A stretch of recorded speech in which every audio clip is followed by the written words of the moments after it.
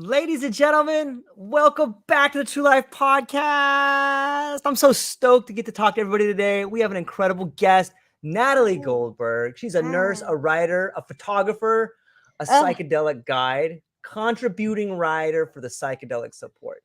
As a nurse, she has familiarized herself with all types of bodies, illness, stemming from the bloated Western diet to pharmaceuticals to stress to PTSD. She's well versed in the pediatric psychology as well as the psychological devastations that happen to us in adulthood. As of recently, she has shifted her focus to writing about the benefits of cannabis and psychedelics and has some recent publications in the esteemed journal Psychedelic Support. Natalie, so stoked you're here today. How you feeling? I'm pumped and nervous as hell. Good. That's a good thing. Like, it just means you're prepared to talk about it today. Yeah. I'm. What I wanted to talk about. I thought Yeah. about it all week. Is self healing Okay. because that's positive, and I'm on that level now. I just Yeah. like I. Yes, I come from trauma, but it's just so negative to talk about. Well, that's all right. I mean, that's probably how you got good at self-healing is like you Yeah. learn techniques to heal yourself. And then that is like the first stage of translating it to helping other people, right?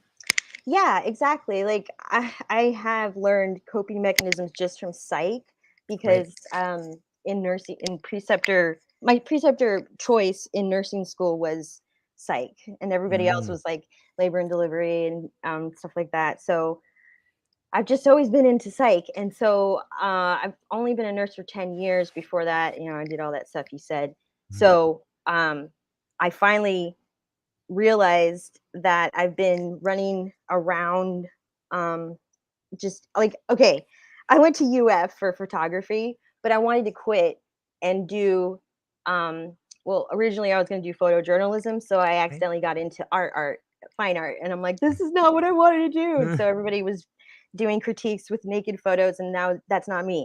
So I messed up there, but I saw the school of psychology and it was just so gorgeous. And I was always so in love. And my dad's like, no, Nathy, just finish what you started. And so I did. Mhm. And so I have a photo degree that I'm paying for. Anyway, so psych's always been like my thing. And when I fast forward to last year when I started my awakening, Yeah. I guess. Um, sorry, I'm fidgety. Not at all. It's perfect. I haven't ever had an all live. I've been live that one time, but now I'm so nervous. I had no idea I was this nervous. But okay, so yeah, when I got into psychedelics, I'll just say that, Right. and started my Yeah. awakening. Ram Dass was suggested to me Yeah. by a friend. So I was like, okay, this is so cool because he started it as Richard Alpert, and so he was a clinical psychologist. So he was like, oh, in his story, he's like, I was like, oh yeah, I know everything. I know all about the psych stuff, but I didn't.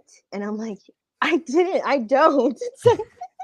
So that was I was able to connect with him and his story that way because Yeah. of psych. And so now fast forward to today, it's just absurd what's happened because I kept pushing through all the Yeah.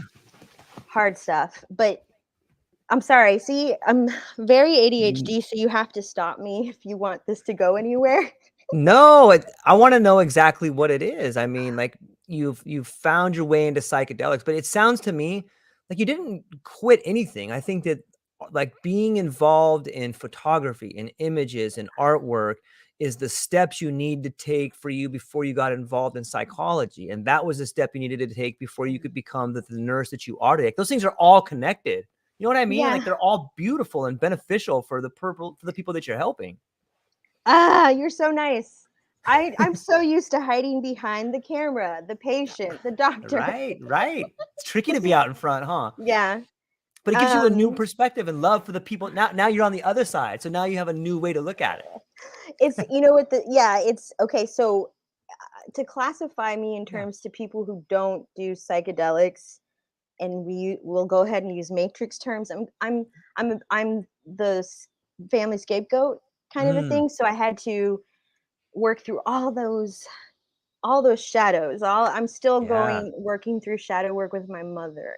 That's the tail end of Mhm. it. They waited for the cherry on top. The universe waited. See, woo woo talk. Yeah. Just to clarify, I'm gonna go full fledged talk woo woo because Beautiful.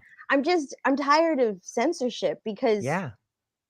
I accept that my reputation is because like I was a nurse and I did everything right, and I was a pediatric nurse before I was a psychiatric nurse for adults, and then went to cannabis after that. It was Right. perfect. Um, but like I have been for a year trying to get nursing jobs, and they immediately say no thanks, and I know it's because of my Mm. LinkedIn, and I'm like, you know what? I'm just okay, I'll just accept it that society's not ready for this. I know how it's healed me. So Right. if I'm being thrusted out of healthcare, um, then I'll just talk how I want to talk because it's been rejection after rejection anyway. So, and in my last nursing job, it was just not, it wasn't, it was the, it was such a bad situation that it was the best story for me to end nursing for a while. Like I was bullied and all that, so it's Yeah. like I was driving an hour plus over like bridge waters and just because Florida's, water. Sure. So I'm like, why am I doing this? And so, Yeah. that's when I came home and left bad relationship, left apartment, and just came home to mom and quit working. And I was like, I don't have money for a therapist. Um, so that's how I decided, well, I've been researching this for years as for fun. Yeah. Um, like at first it was just like, oh, I really like psychiatric diagnoses and I like schizophrenia and I would watch all those videos and stuff. Um, but everything had a reasoning for Right. why this happened and that happened. So I just started to get bored with psych, and then all of a sudden I met somebody when I was all alone in Missouri in the middle of nowhere, no friends or family, trying to make a new life out of myself, like I have been every decade of my life. Yeah. Yeah. So because of the trauma, so I was there, and then I was like, I made friends online with a crazy guy that was I was like, oh my god, he's talking about aliens. And so he talks about talking to aliens, and so I was judgy and opinionated, and I couldn't get enough. I just kept listening to his stories, and so as I kept listening, I realized how therapeutic it was for him, and he was just getting better every time I talked to him. Yeah. So then I was like, I got to do this someday. I got to do this someday.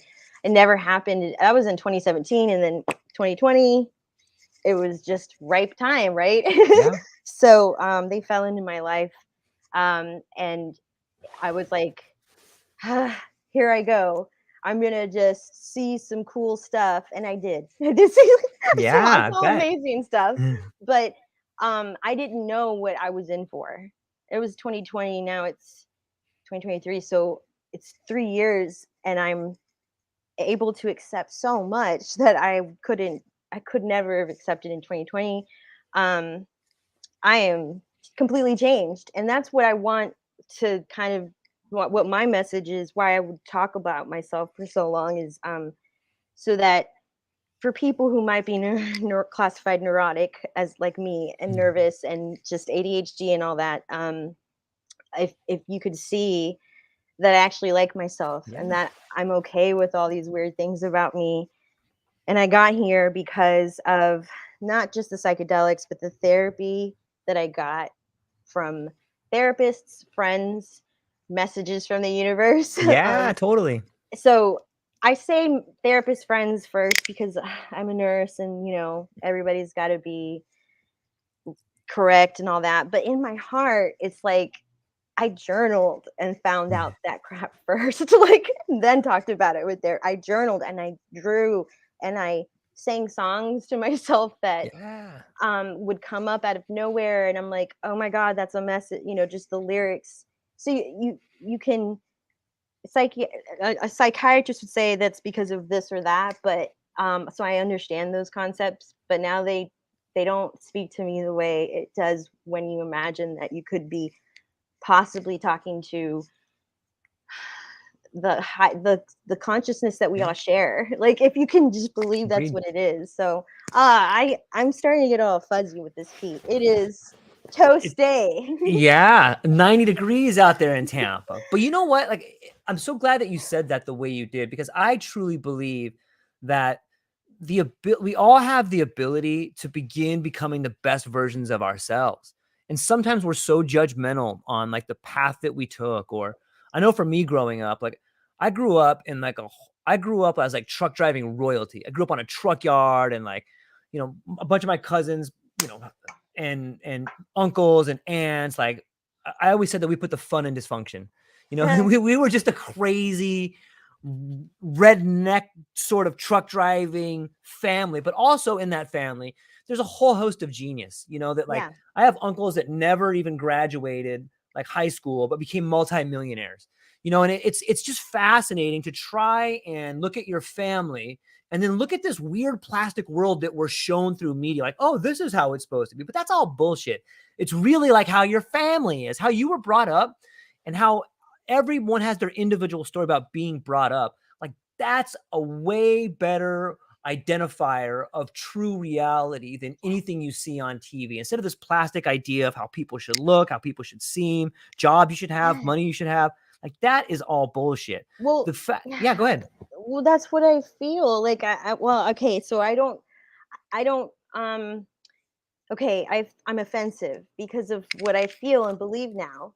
But hear me out. Yeah. I grew up in a Latin family, and how do I say all this live? So basically, there are cultural aspects to any culture, but these aspects are carried over ignorantly and need to be dismantled. So basically, like, just to be honest, I'm sitting here self-conscious about my fat arms and my my stretch marks because of the shame that was brought on to me from Latin culture. If you look at Telemundo or Univision, if you watch the news or whatever, like, it is arousing to me. These women wear they wear like the tightest clothes, and it's always made me nervous. Like, I'm nervous I have all that shame still that I got to shadow work, that I got to work through with more meditation and more journal work. But Yeah. so that's what I don't like, what I've learned with psychedelics, I have so many different insights now and perceptions of things, Yeah. that when I sit, like, living at home with mom, I am respectful, and still I still work around her routine, which is horrible for me because um it's hard to watch novellas for dinner, but I will do it, and I will, depending on how far away I might have microdosed or whatever, I can have fun with it and stuff. And a lot of time it's just ridiculous to me because it's just a lot of vanity. And so Yeah. that's why I'm like, I don't like that part of the culture. I like the food. I like the religious stuff, but it's like the religious stuff gets used against everybody. And oh God, I had horrible nightmares having to get ready to go to Catholic church. Nothing even happened to me in Catholic church because it happened here before I got there. Like, so it's just like, okay, I'll wear the freaking stockings and whatever. So don't show this and don't show that and don't be too sexy and all that. So I'm afraid of all those things still. So I'm working through that, but it's okay to talk about now because Yeah. I mean, these are aspects of everybody's insecurities, and that's why people can't get together, because they have all these insecurities. Right. So Yeah. it's like, I know I'm larger than I need to be, but I also know I don't need to be with the guy who said you would look so great if you were just 30 pounds lighter. Like, I don't need to be with that guy. Right. I didn't know that before psychedelics. I Yeah. don't know what I'm supposed to say or can say. Sorry. Yeah, whatever you want to. You know, I see this pattern developing, and I'm glad the way you laid out the idea of culture and cultural norms and all of this sort of stigmatization that happens, because I see people on the forefront, people on the fringes, and those are the people that bring to the surface the uncomfortable nature of the reality around us. And I think that that's what you're doing. And it may seem to you like, oh man, like I might be a little neurotic, and you have all these things, but the truth is, out of everybody in your culture, you're standing up and fighting for something to make things better. And I don't know if you should seriously take a little microdose and think about that, because that is exactly what the world needs. It needs people to stand up. They all hate me already, so it's fine. Like, I'm okay to do this. They're like, what is she gonna say about me? And I'm like, nothing. Like, I know psychiatry, psychology. Yeah. I know what happened to you, what happened to all of us. Right. It's just a virus of abuse and narcissism. I mean, it happens in a lot of families. That's why I'm most like, of them probably. Yeah, we all have trauma from like Absolutely. coming out of a birth canal. Nobody ever thinks about that. We all have to overcome that at some point in youth, but some of us don't, because of traumatic birth. So people might think that's woo-woo. That's not woo-woo. This is neurology. That the trauma that's exposed to a child, even in pre-birth, is very much has a lot to do with the neurology and makeup of when they come out of the womb. Like when it's just, and that has a lot to do with how you create your amygdala and personality and emotions. And so trauma starts from the birth canal, like, at least. So anyway, so what were we talking about? Oh my god, I did not want this to happen. No, it's all good. We were talking just about trauma in family, and I want to add to that too, because there is something so beautiful about a birth, and I think it's the possibility that life could end at birth. Like my child died, like my child was stillborn. So my first son, Ocean, was stillborn. And so, I realized that the things that can happen, like a birth is a miracle, because there's real death that can happen, whether the mother dies, the child dies, or part of you dies when something like that happens. And no one talks about that particular trauma at birth. You're right. The way in which you were born kind of sets a tone for how you're going to live your life. But more than that, if you want to go all meta and take it from a fractal level, you can look at your life being reborn whenever you decide. Like, it seems to me that you have spoken about a death and a rebirth every 10 years. Boom, I'm born into the world of art. You're born into the world of psychology. You're born into the world of nursing. And now, you know what I mean? And like, if you just begin to look at it like that, all of a sudden, these things that we think are traumas are giant success stories where we get reborn into the person we are today, right? Yeah, success stories. Like people are like, don't talk about your trauma, because then you act like a whatchamacallit. Oh my god, I'm blanking. Like a victim. You're victim, yes. You victimize yourself. And I'm like, no, if I'm able to talk about it, I'm a survivor. Like, that's how I see it. Yeah. And if I talk about my trauma, the type of that it was, which was narcissism trauma with like a lot of abuse, then other people who are so deathly afraid to talk like I am, this is horrifying for me. But because of psychedelics, they're like, you got to talk. So I'm talking, but it's hard, because I was told not to for my whole life. That's why I've written forever. So it's like, there's other people out there. So it's like, okay, I'll do it for them.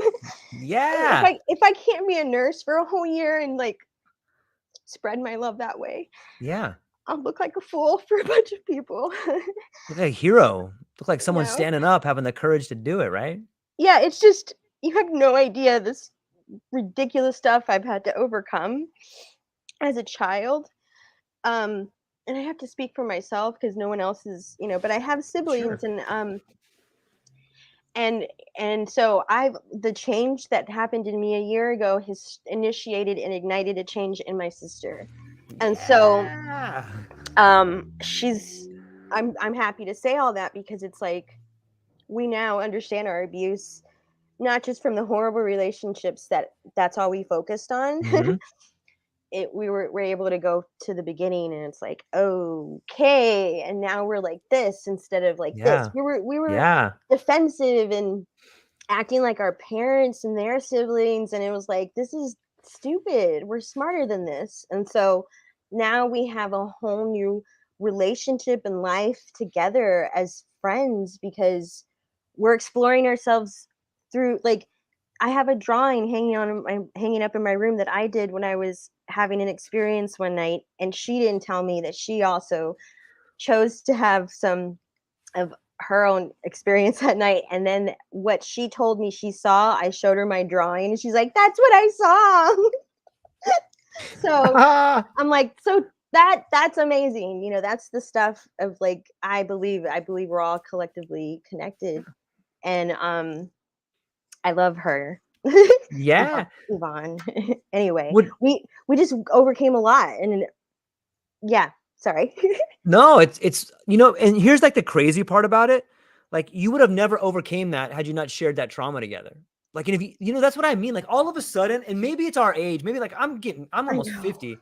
And so when I start thinking about having the ability to look back on my life and having psychedelics, like psychedelics gives you this rare ability to not only see yourself as a third person, but it It's does allow you to see this tragedy as like, holy shit, man, this yeah. thing is a gift. I would never be where I am if I didn't have that tragedy, Yeah, we should just talk about the stuff that we've seen. Like, you want to? Like, Yeah, I can. let's do it. I love it.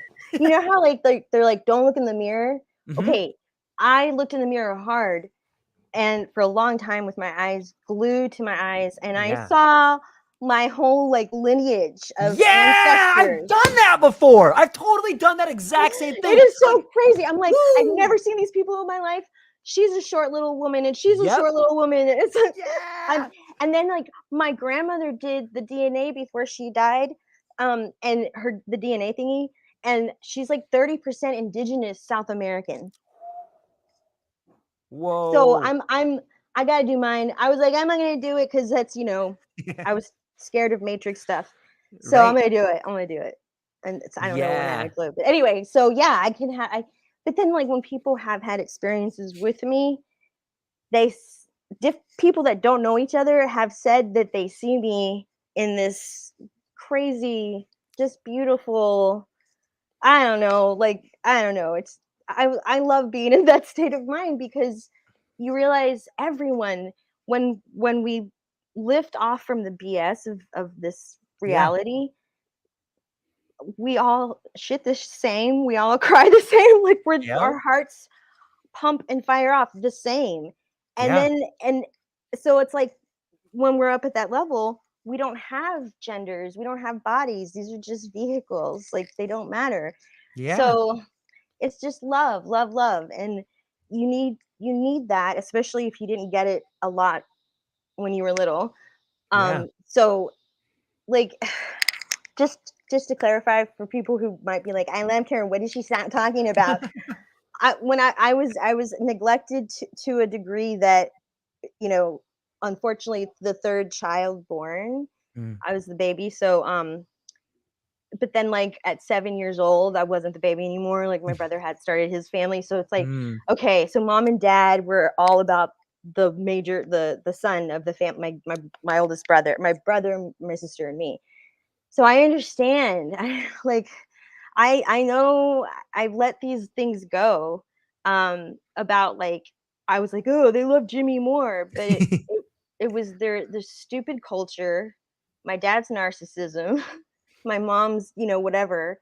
My dad died 9 years ago, so it's okay Mm. to talk, like, kind of, he can't speak for himself, but everybody kind of knows that I'm not lying. But that's why they didn't want me to talk much. But we survived his Yeah. his his craziness, and I love him so much Yeah. because I let go of that, and I was able to get down to remember his childhood and what happened, what he had. He was a TBI patient.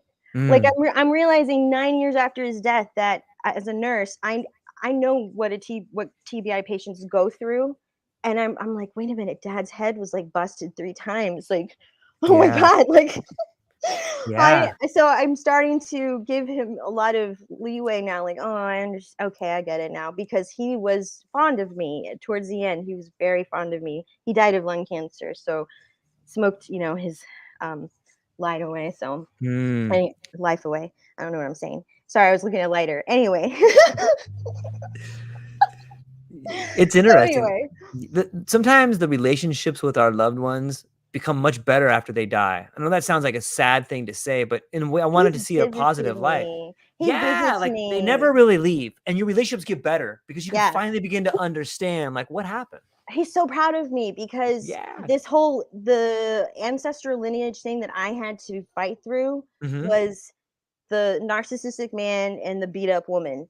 And it's like that was the whole thing for That's a tough, forever. That's right? what I was told during an experience. Yeah. People are like, "What are you talking about? Who told you this?" I'm like, "Just go with This it. universe. The universe, just leave me alone." So Yeah. okay, I'll just go with it.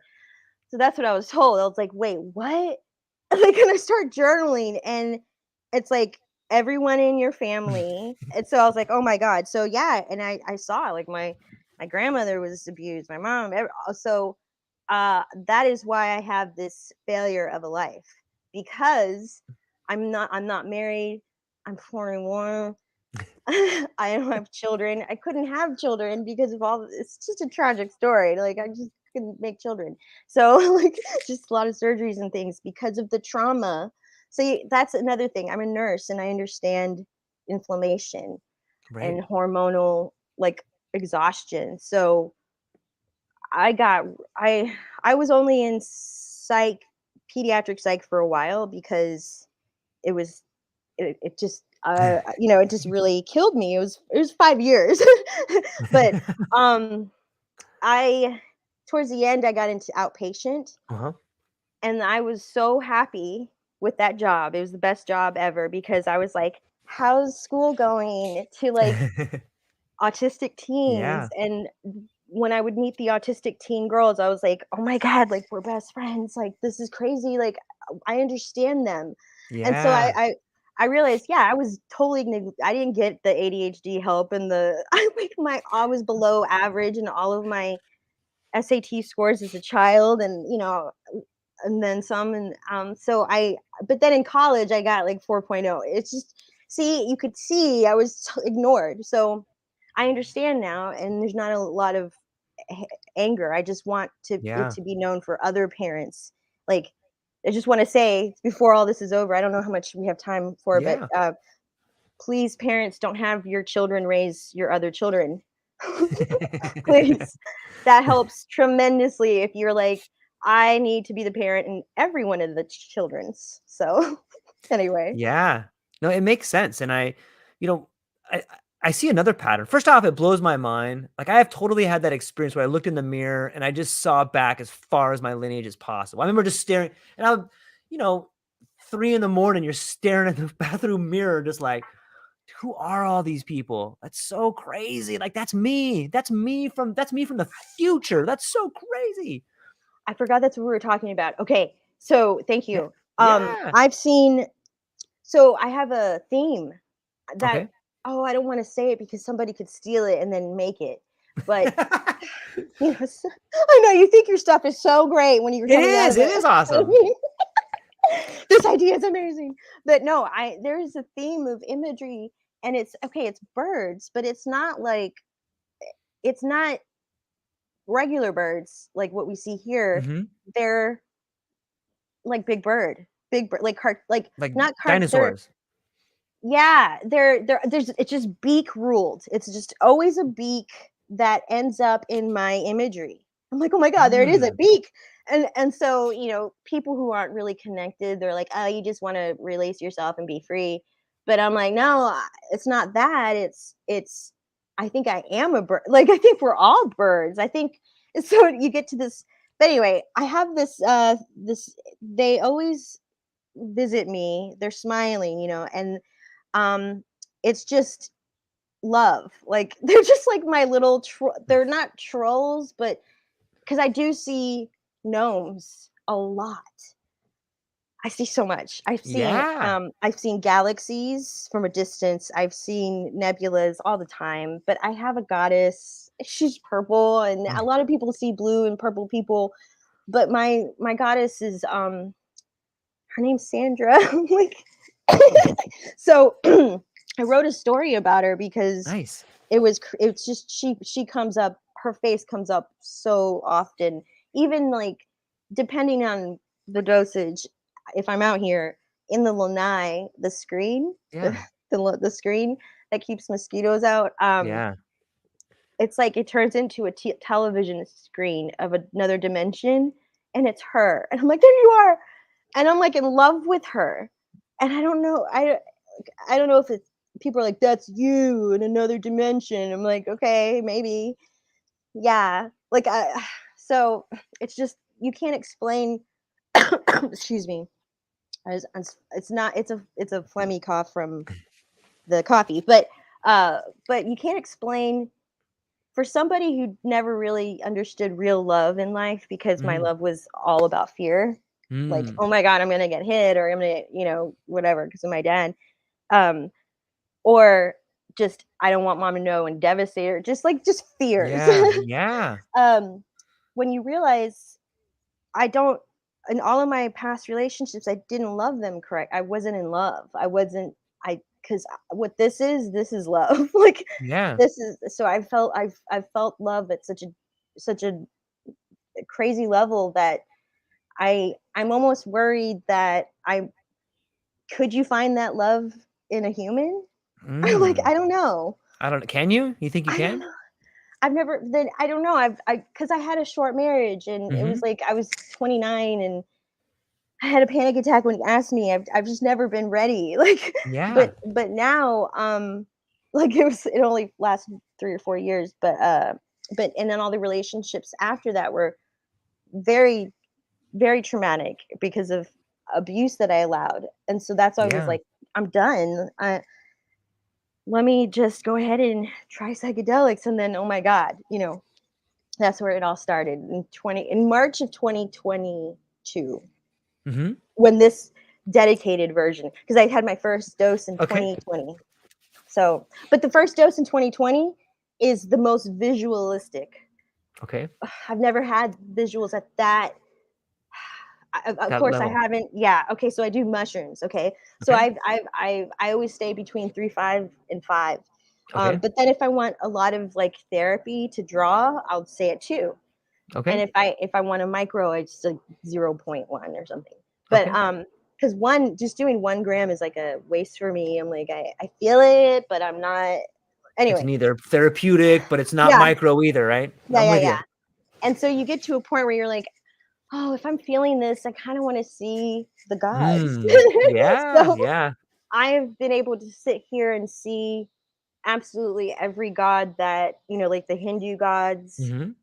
Um, when I saw the one with Ganesh. the yes, oh my god, I was it was coming out of a cloud and it just kept. It was so happy to see me. I've seen people like human type people Yeah. applauding me. Yeah. That's so Because awesome. that was like after a major tower moment. I do Right. tarot. So like a explosion in my life. That's what this whole year was I would get a thought and I'm like, wait a minute, is this true? And so I would ask the family or just and then it would be true. And I'm like, how how can I explain this? And I'm getting messages from the universe that Yeah. I didn't know. And then at the same time, you could also say, like, if you're a psychiatrist, you could say you knew all along, you just you denied it to yourself. So those things were tower moments after tower moments. I'm like, oh my god, to the point where I was like, Mom, just tell me the truth. And she's like inside. I'm like, you you didn't want to have me. And she's like, and her face was so devastated. I can remember I was having an experience, but I could remember she looked devastated, and so I thought I've caught her in that state of mind. Mm-hmm. You're like, she's gonna tell me she hates me. She's gonna tell me she never wanted me. And I said, did you not want me? And so she's like, she just said, we'll talk about this later. And I just fell to the floor, so dramatically crying. But when she fell down to hold me, Mm-hmm. when we embraced, I saw nothing but fairies just coming out of our heads. It was the most beautiful thing ever. They looked like Tinkerbell, but Right. naked. And I was I looked up and I could see them just coming out. Pew, pew, pew. So I'm sorry, my arm, I should have not exposed my arms. Anyway, so yeah, I was like, this is amazing because whether she didn't want me or not, I know there's love. Yeah, exactly. And then after a while, you're like, oh my God, like my dad was beating everybody up. Of course, she didn't want to have a third child. Yeah. So you put things into perspective and Right. you stop being angry. So That is so hard. Like, first off, congratulations. Like, that is a level of self-discovery that most people are unaware or unable to achieve. And it's not easy. Like some people would go, some people can get to the, oh my God, they didn't want to have me. But then they yeah, stop there and they it hold that stops. anger forever. God That's damn my it. I whole can't believe world. these people. But yeah, Yeah, my dad was exactly. abusive. Of course she I didn't know. want. It's not that she didn't love you, but you know, how would She you couldn't know that? think. She was Yeah. terrified. Like my dad, he looked like. Have you watched The Sopranos? I have, yes. He looked like Big Pussy in real life. The curly hair and everything, and Yeah. he would be like, "Natalie, don't give me that face." So it's like I couldn't even speak. If I just made a face, I would get beat. So it's like, Yeah. oh my God. So I have like issues with food because I can't. I thought it was just like an ADHD issue. It is, but I have to like graze throughout the day because I can't sit down and just eat because I have issues from my dad Yeah. force feeding me and making me Yeah. have issues with eating. So it's like I learned this from mushrooms. So the whole like I was like, all your issues are from your childhood, Yeah. Of course. How and can they then not be? and then all of the issues you have in your relationships are because you ignored your issues from your childhood and you're Mm. making your spouse or your partner. I am so sorry about Not at all. there's a helicopter. uh so yeah, you make your partner responsible for the issues that are not cleared up from your childhood. Yeah. Go away. On mushrooms, when you look up and you see a plane, oh Hmm. my God, have you done that? I haven't. No. It looks um like if I'm looking at a motherboard, like a diode, like a Right. bus. It looks Yeah. like a bus with the little hinges coming out. And I was like, I knew it was a plane, but I was like, why are they showing it to me like this? Mm. Like a bus strip with the hinges. So it was so I see, and then I see it like that all the time. And then in the moon, I always see a lotus plant or another moon or Yeah. um, faces of people that are special to me. It's like universe will be like, hang on to this person because they're special, and then they were right. They're always right. Okay, so that brings up, I have a question for you then. So it seems to me that like on high doses of psychedelics, we're able to see the world around us through completely different imagery, whether it's a goddess, whether it's a bird, whether it's a motherboard, or whether it's Ganesh. Like we see these beings and other things, but we also get to see the relationships in our actual lives in a total different way. Yeah. Those So are that's connected, right? okay. We can go back. We can go away from the woo woo talk. But Oh whatever, my yeah. gosh. Maybe I should shut up. That's No, probably a sign. Yes, no, that's a sign that it's you're doing going the right away thing. Yeah, right. It's like the because trauma, it's I gone. need to stop talking about the woo woo stuff. See, it's right. There Okay, you go. universe. Okay. So, on a serious note, the therapy that you get, so it'll go like this. Like people don't explain things very well on Hmm. these videos. Ugh. Okay.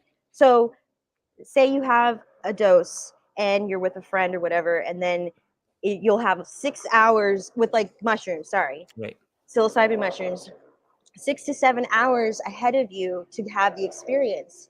But when you go to bed that night, there's a lot of synergy happening neurologically, Yeah. regeneration, and you're changing as it works through you. And you wake up and you're like, I am so happy right now. Yeah. And if you have a lot of trauma in life, you haven't felt that in a long time. And it can be really harsh on you to realize how much happiness you've been losing in life because Yeah.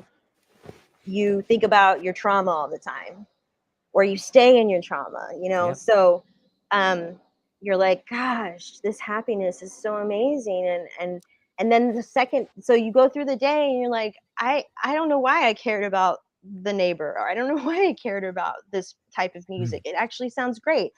And the food that you eat is like, you're like, oh, this apple tastes amazing, and then you're like, oh my god, pizza's too salty. So that happens through the week, and then by like 2 weeks later, you're like, yelling at the car in front of you, and you're saying all these, you're saying F this and F that, and you're like, I have not felt this anger in a long time, in like 2 weeks. You start putting two and two together.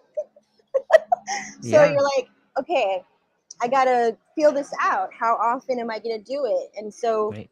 that's why I believe in research, because I don't want to add. Okay, I should have said this in the beginning. I'm not advocating for people to do this at home. Blah blah blah. You're right.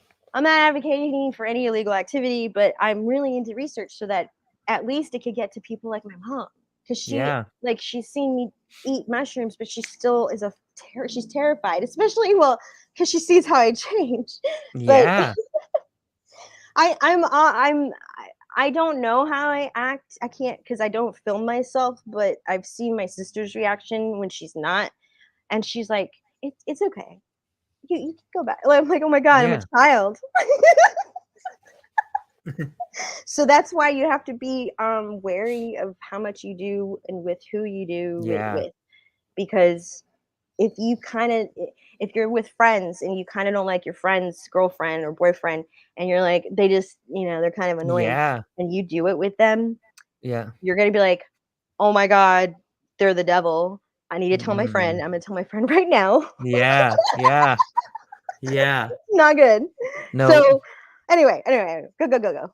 Shut me up, Yeah. please. Shut me up. No, it's all beautiful, and I think it makes so much sense, and I think it speaks volumes of not only how much you care about people, but how much the I do. sacrifices you've been through have changed who you are. And like, so this is another avenue too. When we look at the world of psychedelics, whether you want to look at some of the rituals or some of the rites of passage that have been used for centuries, it seems that throughout history, the people that have practiced using psychedelics were always when you went to someone to learn about psychedelics, they had taken the medicine themselves. So they kind of knew what was going to happen. The same way you have taken the medicine and you kind of understand what your mom would go through or what your sister would go through. But in today's world of medicine, people go to the doctors and they get like Suboxone if they're a heroin addict, but the doctor's never taken Suboxone. So many Right. doctors and so much of the medical system today is based on ideas that they learned from a textbook that was funded by a pharmaceutical I company know. or was funded by research that was paid for. So it may not be the best research. And if you just start going down the wrong path a little bit, in 20 years, you're way off course. And it's so interesting to think about. You can just take this psychedelic. For me, when I take them, I don't want to be around anybody, man. I'm going to be I know. naked, like laying down, making crazy noises. And, you I know, know. That's why I a lot of people want to do them with me. Um and I appreciate that. yeah, But it's just so personal to yeah, me. yeah, Like, I cry, snot yeah, crying. yep, yep. Totally. I laugh at the weirdest things that I know would be weird, because you start getting weary of your neighbors listening and Yeah, watching. So like, I can't, but I would love to be like in the middle of the woods by myself in a cabin and yeah, just do it, where I don't have to worry about noises and neighbors, and I could just be like, "Hi, tree, I'm back." yeah, yeah. That's so true. Because when I walk Patches, my dog, I love her. She's Mm. inside sleeping because she's really old. But I walk her. I'll stop at this tree that I know has feelings for. Like, Yeah. I had to. There was a time where I saw this tree marrying me. It wanted to marry me because I walk around it all the time, and so I saw myself, and the tree was like a cartoon tree. Anyway, so I go up to it and I always touch it, and it's just I do it quickly because I don't want drivers to be like, "What is she doing?" So, but trees never get touched. They're Yeah. they're so alive, and they get so ignored, and we just like lean on them and kick them and put our cars on the roots, and just the roots, like, and we're just like putting cars on, like, they're just they just exist, and they love us just simply for us, and they're Yeah. just sitting there doing nothing. And so I don't know. I have to be outside a lot. That's something that changed. I don't know what Yeah. I'm gonna do, because if I live somewhere cold, I want to get out of here. I really want to. I'm like, if I go somewhere cold, I can't be outside all the time like this. But Like maybe you have a place that's cold with like a beautiful view of a window where you could sit in like your chair and like look out there. You know what I mean? artificial air and air and lights and toner. There's always Mm. toner in the office. Like, you just smell technology. I just love being outside. You know what? I trip out that you said toner because like look at the world of like Xerox or toner. Like it's based on an addiction model. Like they'll give you the machine, but then you got to buy from the dealer all the toner once a week. You know what I mean? It's just like Yeah, it's like it's the it's the same model as Matrix. addiction. It is. It was Toner in the movie Matrix when he's on the floor crawling around everywhere. It's the smell of. So I Mm. probably won't go back to an office now. Nobody's gonna give me a job in an office. But anyway, You'd be um, great. You'd be great at like a psychedelic confrontation center, or like I'm trying to not use the word retreat, but you know what I mean. Like it seems to me like a place like that would be perfect for you. You know, because you do have a fundamental understanding of what it's like to heal. Like you've been through. You know, I I met a girl. Well, her kid goes to school with my child, and I was abused as a kid. And when I was talking to this woman, beautiful woman, very nice family, and she had said some things to me that all of a sudden they resonated to me. And anybody who's gone through a trauma can recognize that trauma in somebody else. And so she was telling me how she hated part of her family, and I was like, oh yeah, I've been through some things like that. Why is it that you've hated your family? And she started to dance around the subject of being treated wrong sexually. But I could identify with it because it happened to me. So I was like, oh shoot, I see what happened here. And so a couple of months had gone by, and her and I were having a conversation outside of one of the classrooms. And I says, isn't it interesting? And she goes, what? Isn't it interesting that the things that happen to us as kids, like we see them as traumas, but other kids, they pay hundreds of thousands of dollars to go to school to learn about that thing, but they will never, ever have the experience that you or I had. And then she realized, like, I'm talking, like, we were both abused. Some people go to school to be counselors, but it happened to us for free. We don't have to pay any money yeah. for it. We're better at helping people, so. I just paid an arm and a leg to renew my nursing license, and it's like, why am I paying and getting my fingerprints done? Like, it's just kind of demeaning when you've already wiped a lot of butts, and you've helped a lot of people through deaths, and like, you're just like, why do I got to get fingerprints anyway? So Because you got to be, but I know, currently I you know, have to I have a know. foot in both worlds right now. I Right. know But why I got to do it legally, but no, I'm just like, right. we demonize the people who have the biggest hearts I in this know. I society, know. and the Where's your paperwork? Yeah. biggest hearts have overcome such major trauma. So you can identify it in people. I can identify it too, especially with people that have ADHD, PTSD, CPTSD, all the D's. Yeah. I can see it. I'm like, I know how to talk to them. I know how to bring in their focus and let them feel loved and listened to. Hmm. So that's just what lacked in their life as a child. It's just every human I meet, I see the child in them now, Yeah. and I want to heal. I want to heal, but I have learned about boundaries and, and making sure my energy is taken care of first before I. I used to give my everything to everybody. Hmm. I just, here, take it all. I'm all of my stuff. So that's why I'm broke and have no family and children, blah blah blah, all this stuff, because I just kept giving to everybody.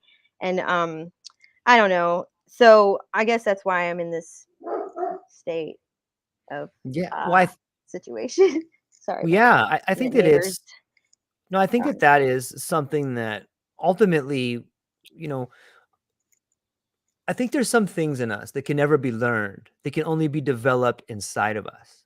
And maybe I think that what you're going through, you're not alone in that. Like I see so many people, and I talk to so many people on this podcast that you would think are just on top of the world and doing like they're crushing. But the truth is they're in the exact same state as you or me, regardless of what they have. Like they feel like they've given everything to this dream, to this belief, to this idea that they want to create into the world.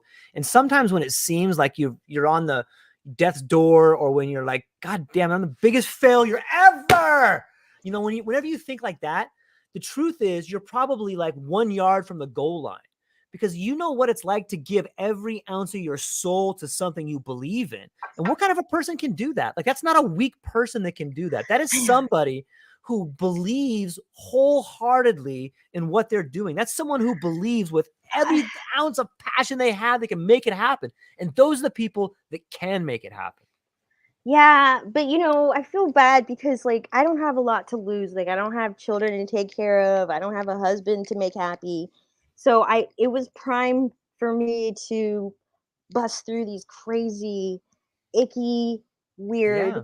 to just see what's on the other side. Like I Mm-hmm. didn't marry a guy who beat me up and have Yeah. children with him and then make my children raise the other children in my family. Like I didn't do that.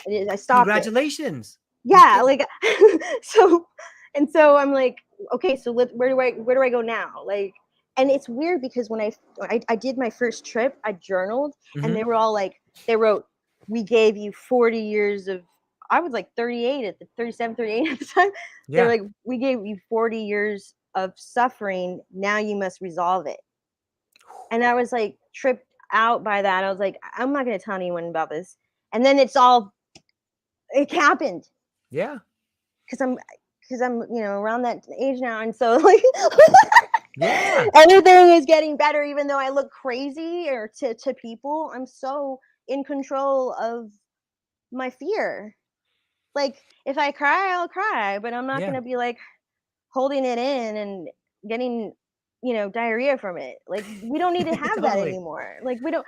That's another thing. Like I'm a nurse, and there's so much Crohn's disease and all the bleeding things from our GI tract because everybody's just so afraid to talk and to set boundaries and Yeah. not in the way that you see in the airplane videos where people are going crazy.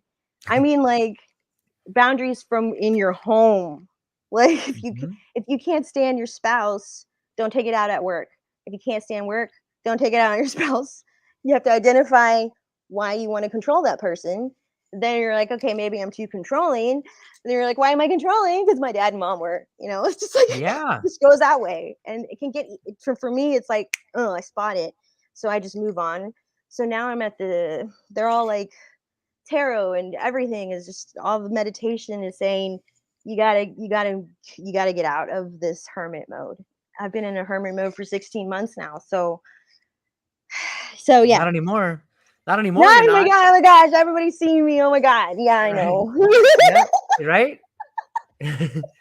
It's like our friend Adam says, we're talking to millions of people right now. You know what I This mean? is international internet. There's international TV. Mm-hmm.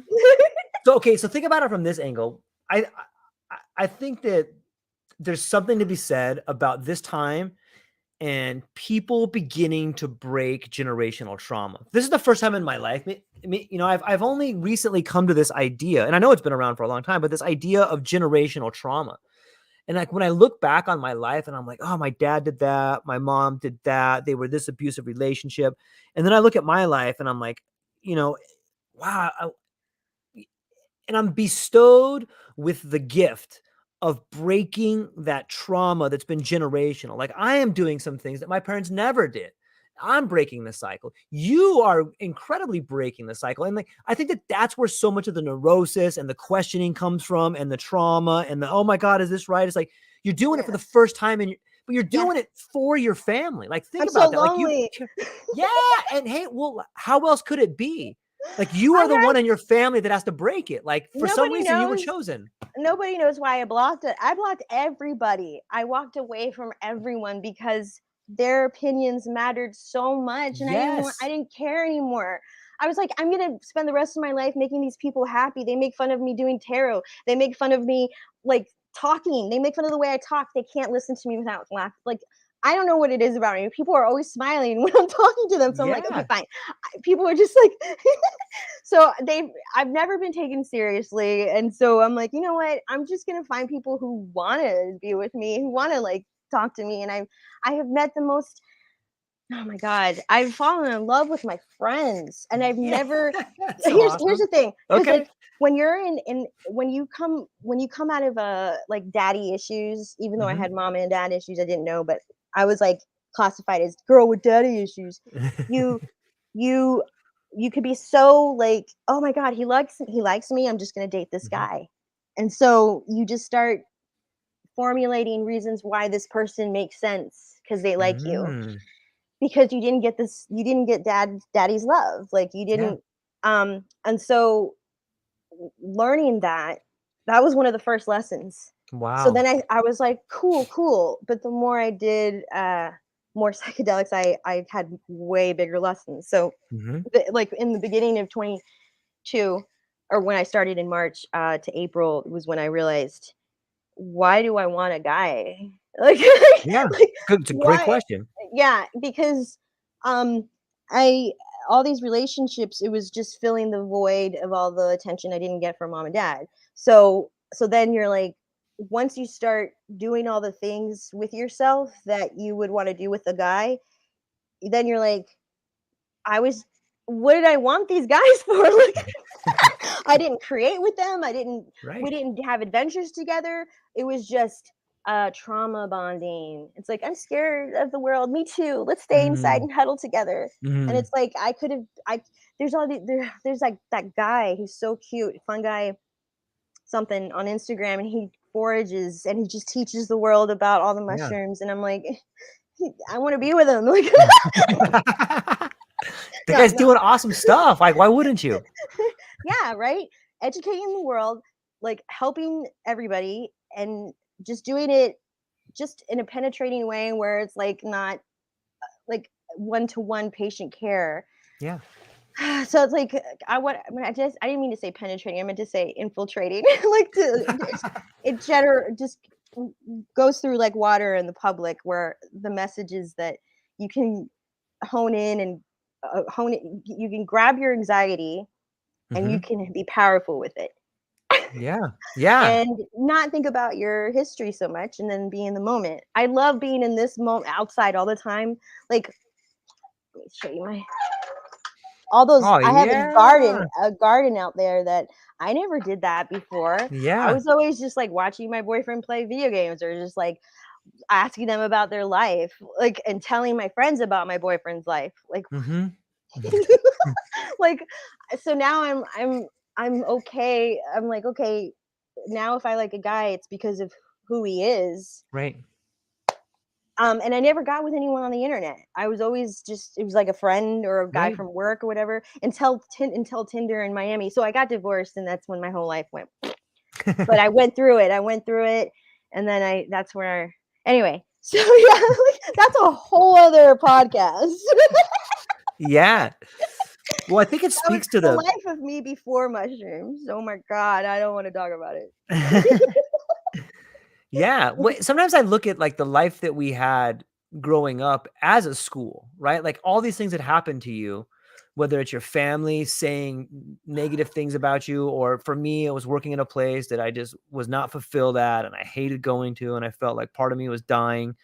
But like, I think all of that is necessary. Sometimes I have this idea of like inside us, we have like this beautiful emerald crystal and it grows inside of us. And as we get older, like the casing becomes fragile. And then there's a tragic event that breaks it. And inside that crystal flows through all the secrets of change, and it begins to fill our bodies. And then we begin to change as a person, right?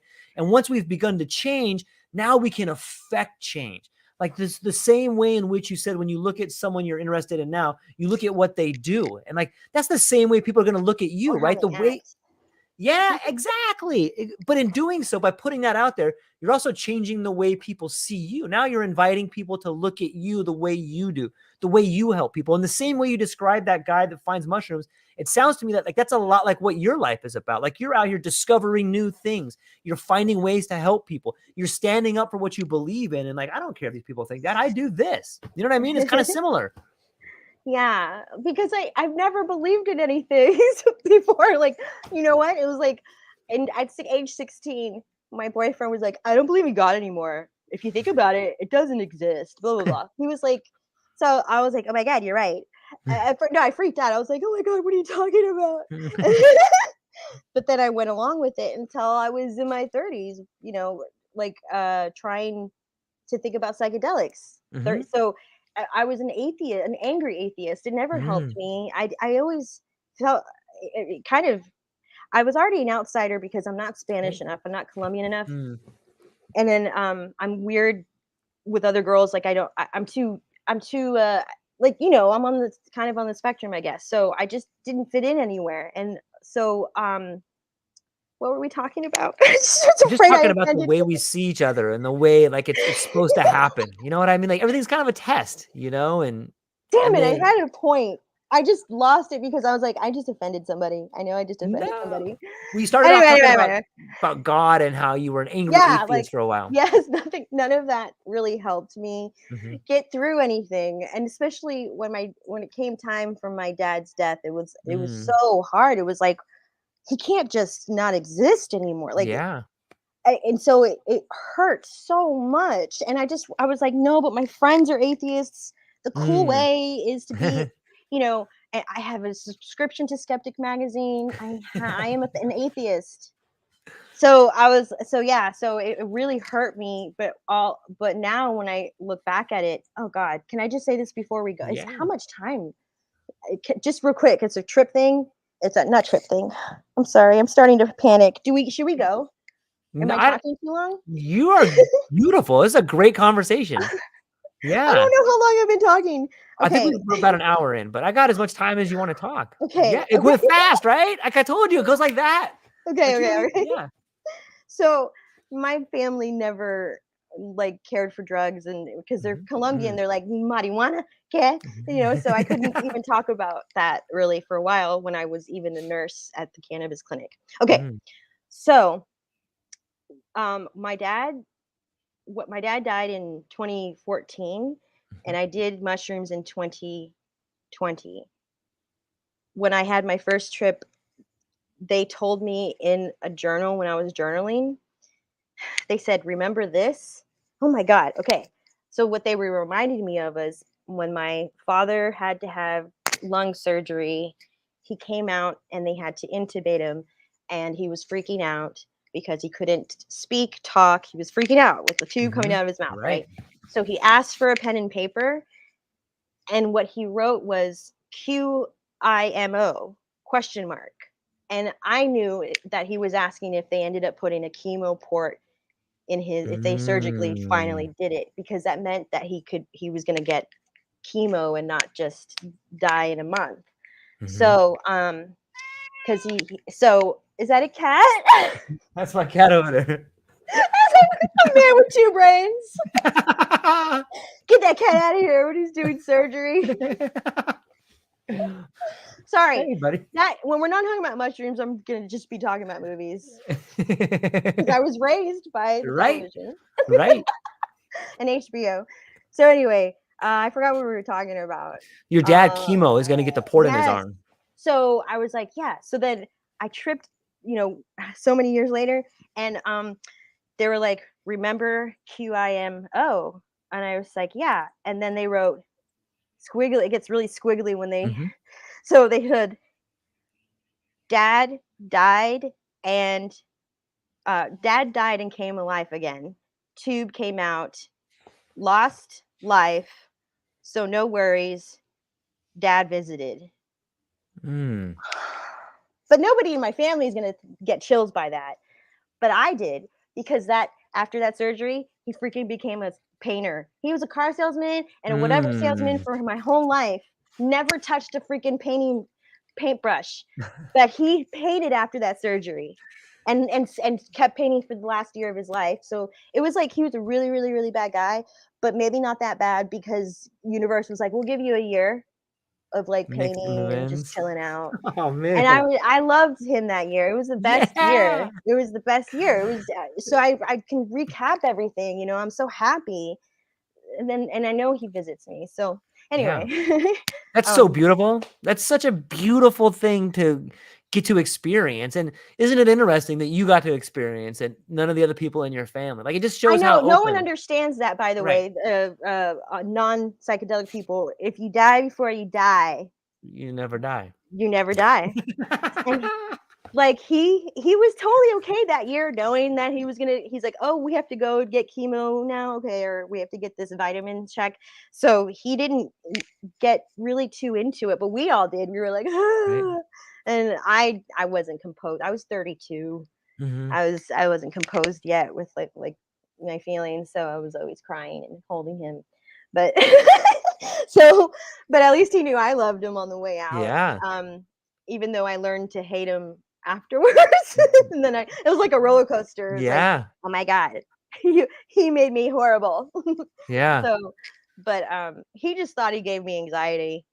Right. He's Right. like, I'm so sorry that I gave this stupid disease to my daughters. And he was talking about depression. Mm-hmm. And it's true, it does travel, but I'm like, you gave me a lot more than depression. Yeah. Right. Right. All my shadow work I'm going through it pretty well. Right. Because no, can you imagine being 41 at your mom's house trying to restart your life? I can. That's what my mom did. My parents got divorced when I Well, was probably 10 or 12.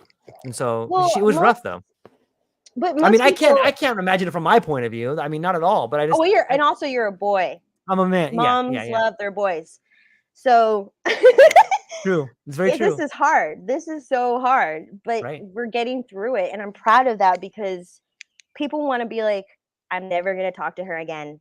She let, she let this and happen. She let that happen. And I'm like, I know, but what's the point?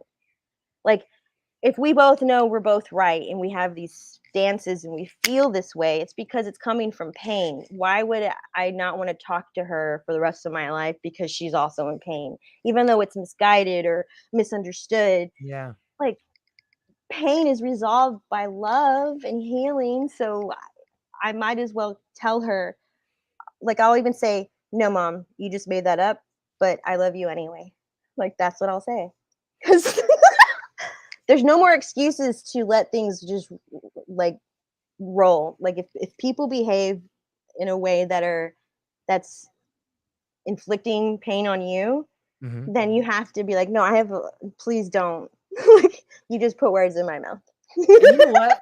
Like sometimes we always think that it's us that end up in a spot, but like maybe your mom needs you. Maybe you don't even understand why you're at home right now. Maybe your mom I needs you to don't. be there. Yeah, I know. But look at it from this angle. Like maybe your mom needs you more than anything in the world right now. And that's why you're there. Okay. And you may not Okay. understand it, but It made sense last summer. Oh right. my god, when I moved in, because Okay. yeah, it made sense because all of a sudden when I moved in, my grandmother struck ill and she had to get surgery, but she's Mm-hmm. 93. So I was like, wait a minute, can we talk about surgery for a Yeah, minute? 93. I don't know. I'm a nurse and I kind of want to know what. So my grandmother's like, I want to do this. I was like, I have to accept this. I'm like, I love you. You've always been, I said my goodbyes and I let everyone just be. Okay. And she came out of it and she was like, I'm healing after like 4 or 5 months later. We're like, holy cow. I was like, yeah, okay, I proved me wrong. But then she started to fall a little more weaker and weaker. And it was like, I love that she like was able to get through a surgery though at that Yeah, age. it's I so just like, amazing. I'm vindicated. It was very vindicating for me. But anyway, um, so she passed on in late last year, and so I was like, that's why I'm here. I'm gonna help my mom get through this. Yeah. It just got really twisted and bizarre after that. The hurricanes came, like just everything just kept getting weirder and weirder, and I Yeah. was so shadow work, like, oh, it just got really thick. Like I just had to do a lot of shadow work. I mean, New Year's Eve was the worst. You know how there's so many articles. It's like Is there a bad trip? Do bad trips exist? Is that real? I'm gonna tell you to Okay. not do trip. Do not do. The trip word. I don't know if I should say it or not because everybody's like. There's so many rules now about what's the right thing to say. So I'm so nervous. But if you have an experience, just don't do it when people are having fireworks going off at night. Oh my God, it was the worst night of my life. Patches was, I was like, oh yeah, the end of the year. It's the last day of the year. It's gonna be awesome. Right. I was like, oh, it's a war. Oh my God. And then I ended up in the kitchen in the corner of the cabinets on the floor crying, begging for the sounds to stop. And then that I just really I channeled in, and then they were like, you need to stop letting people they're like, you exist for people. You simply exist for people to use you. Stop letting people use you. I was like, I couldn't believe from all that. I got that horrible message. And then I was like, oh, I found out my boyfriend had cheated on me like for 5 years, the whole time we were together. 4 years, the 4 years we were together. So I was like, wow, the universe, the universe. So I had to get through that. I had to get through, but I did. Right. And he, hurt himself recently. My mom, anyway, maintenance issues. Okay, fine. Call whoever you need to. So my mom did, whatever. And then I found out he injured himself, and I was like, oh, now I feel bad. And I realized, oh, I don't hate him. I want peace for everybody. So then I was like, through my mom's text, I was like, did you do these things for your foot? And that was it. Nice. Because I don't want, that's energy. So if you have, if you like all my exes, I don't hate them anymore. They're all so sweet now. When I think about it, I'm like, oh my God, they were doing, I experienced this with this person and that. And so when you are when you come from like crazy toxicity, a lot of the psychiatric disorders say people will look back in their history by the people they were with, or the associations of, well, that was when I had this baby, or that was when I was going out with this guy. So I was doing that a lot, and I split up my history with who I was like. That was when I was with blah blah blah, and I don't do that anymore. Now I'm doing it by the decades of like what I was doing. Right. So it's a great you start point. realizing, you start realizing you're like, I have my identity back. I don't like I was getting an identity through all my boyfriends. Right. So women, but see, people will go their whole life and die and never have this like they'll never realize. They'll just have like 8 marriages or whatever. Like it's like, don't keep getting married. I think you bring up such an amazing point, like this idea of identity. And this is why people are afraid. Like, it's really hard to just decide, I'm not my job, I'm not my relationship, I'm not this other thing, because it's easy to do those things. Hey, I'm this guy, I'm this girl. It's real easy. It's really difficult to redefine yourself and then become that change out in the world. I know. That's why it's so amazing. Not with just lovers. I did it with my jobs because of the nursing. Of course. I couldn't find anything to wear because I have just scrubs. And then I stopped scrubbing. I stopped being a nurse, and then I just stayed home. So, and I haven't gone shopping prior to the pandemic. I haven't been to the movies since 2013. Like, I'm not normal. I wasn't normal before mushroom. What's that? Oh, it's a mic. I can't hear you. I still can't hear you. It says that your mic is muted. There you go. Okay, how about now? A little better? Good. Yeah.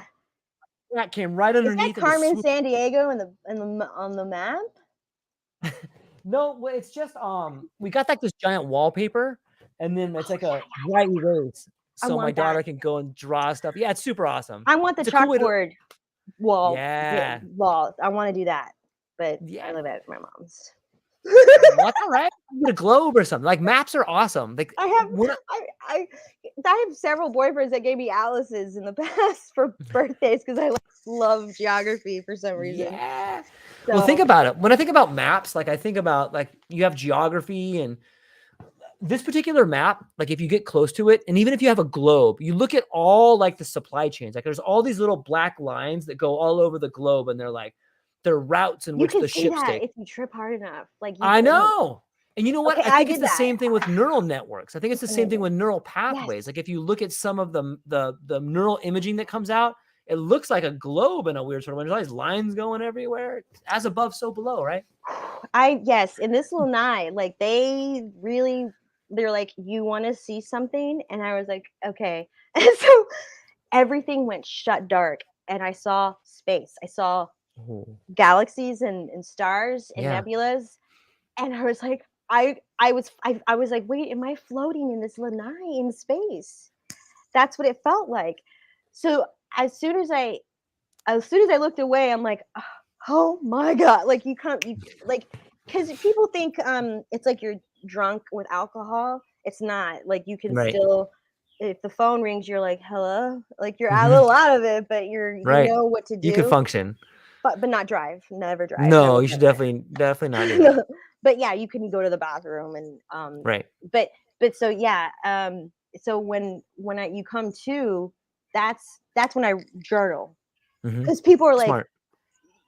they try to remember everything, and then it's horrible. You can't remember It's some of it. so clear It's and then like it's a so dream. gone. Yeah, it's like dreaming. And then when you try to talk about it, it's like talking about a dream and boring people about it. There's no words. The I language know fails. until they do it, and they're like, I've seen fairies too, and I've seen Yeah. gnomes, and you're like, it's just I amazing. told you. Yeah. It's interesting. Love I, it. I recent I recently read this article, and I don't like I'm just paraphrasing it here. And in this article, they were talking about in the pineal gland, there's rods and cones, the same way you have rods and cones in your eyes. And the speculation was that that's how you're seeing these mental images, is that like the pineal gland has the same sort of ability to see things. I don't know if that's true. I'm going to research it more, but it kind of makes sense, right? I should have brought my journals out here, Yeah. but I was given a message. They were like, time is a spinner. It's not flat like on paper. Like, uh, What do you mean by spinner? What does that mean?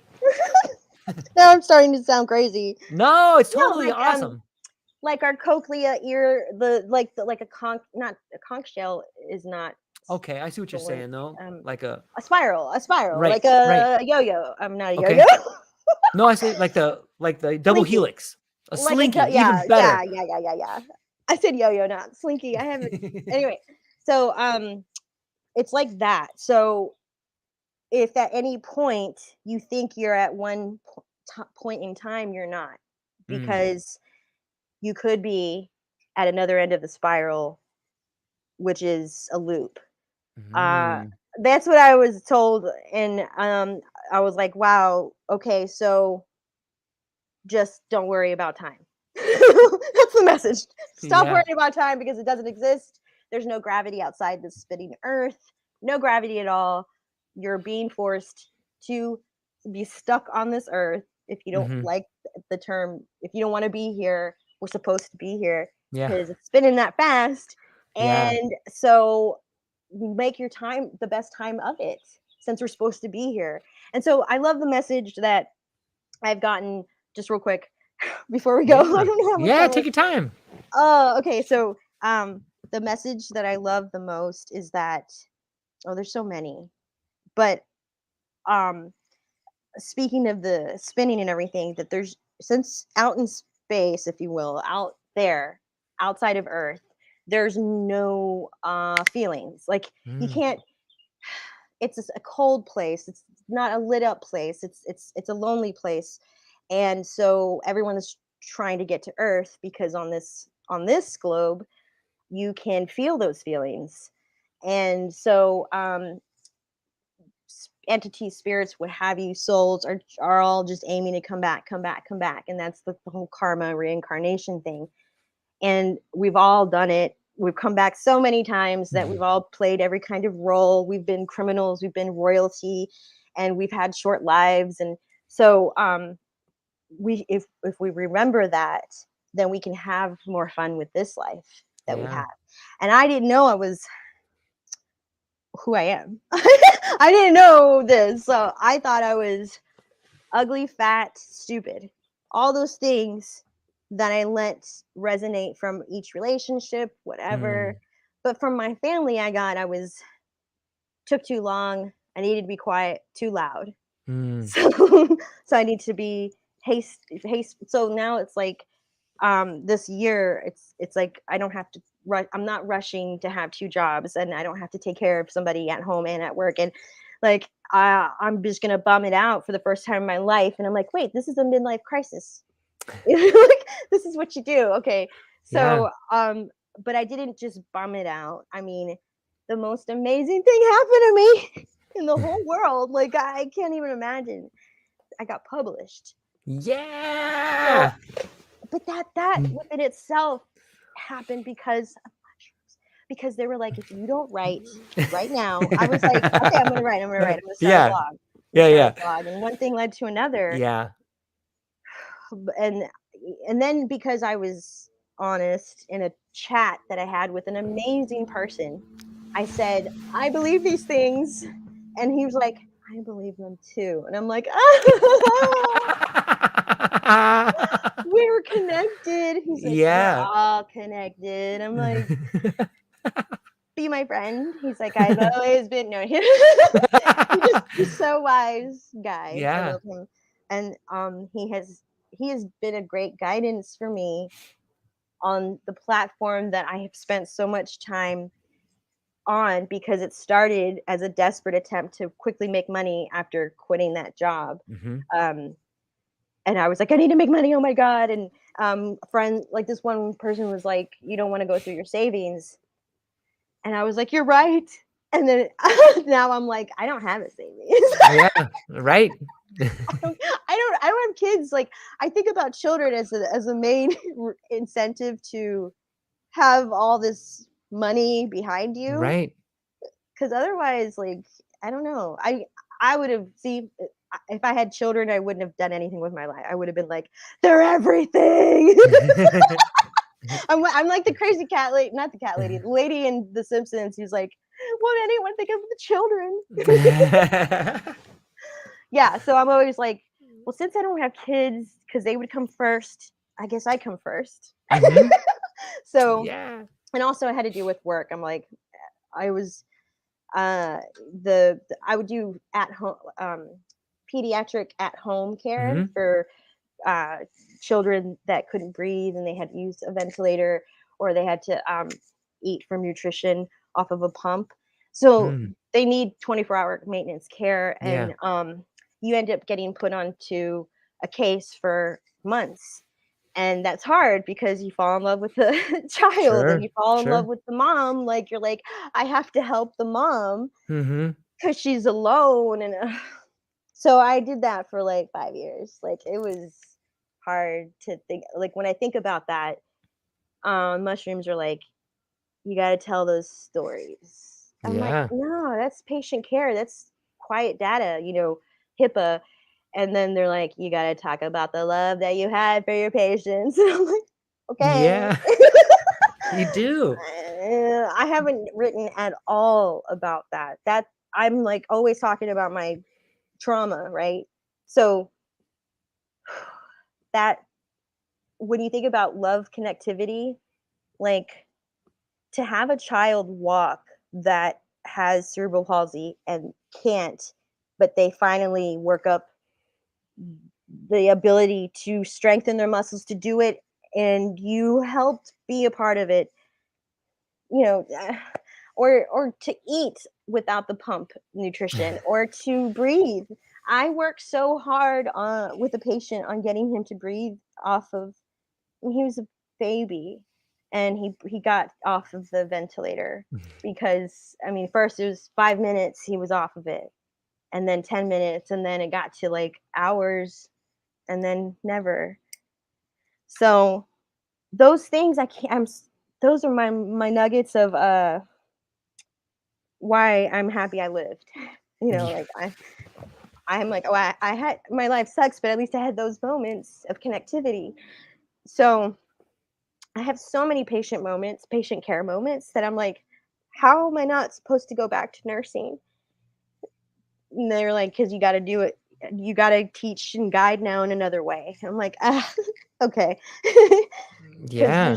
I mean, I still talk to some of the moms of well, I don't really. I did up to like a couple of years ago, but it meant to me, like I moved away from states and stuff and had to like break up, you know, like you have to like move on. You can't care for everyone forever because then you'll die. Like Yeah. it was like it was hard. So I keep thinking I can make fast money if I just go get a job, but I can't. I can't do it emotionally, physically.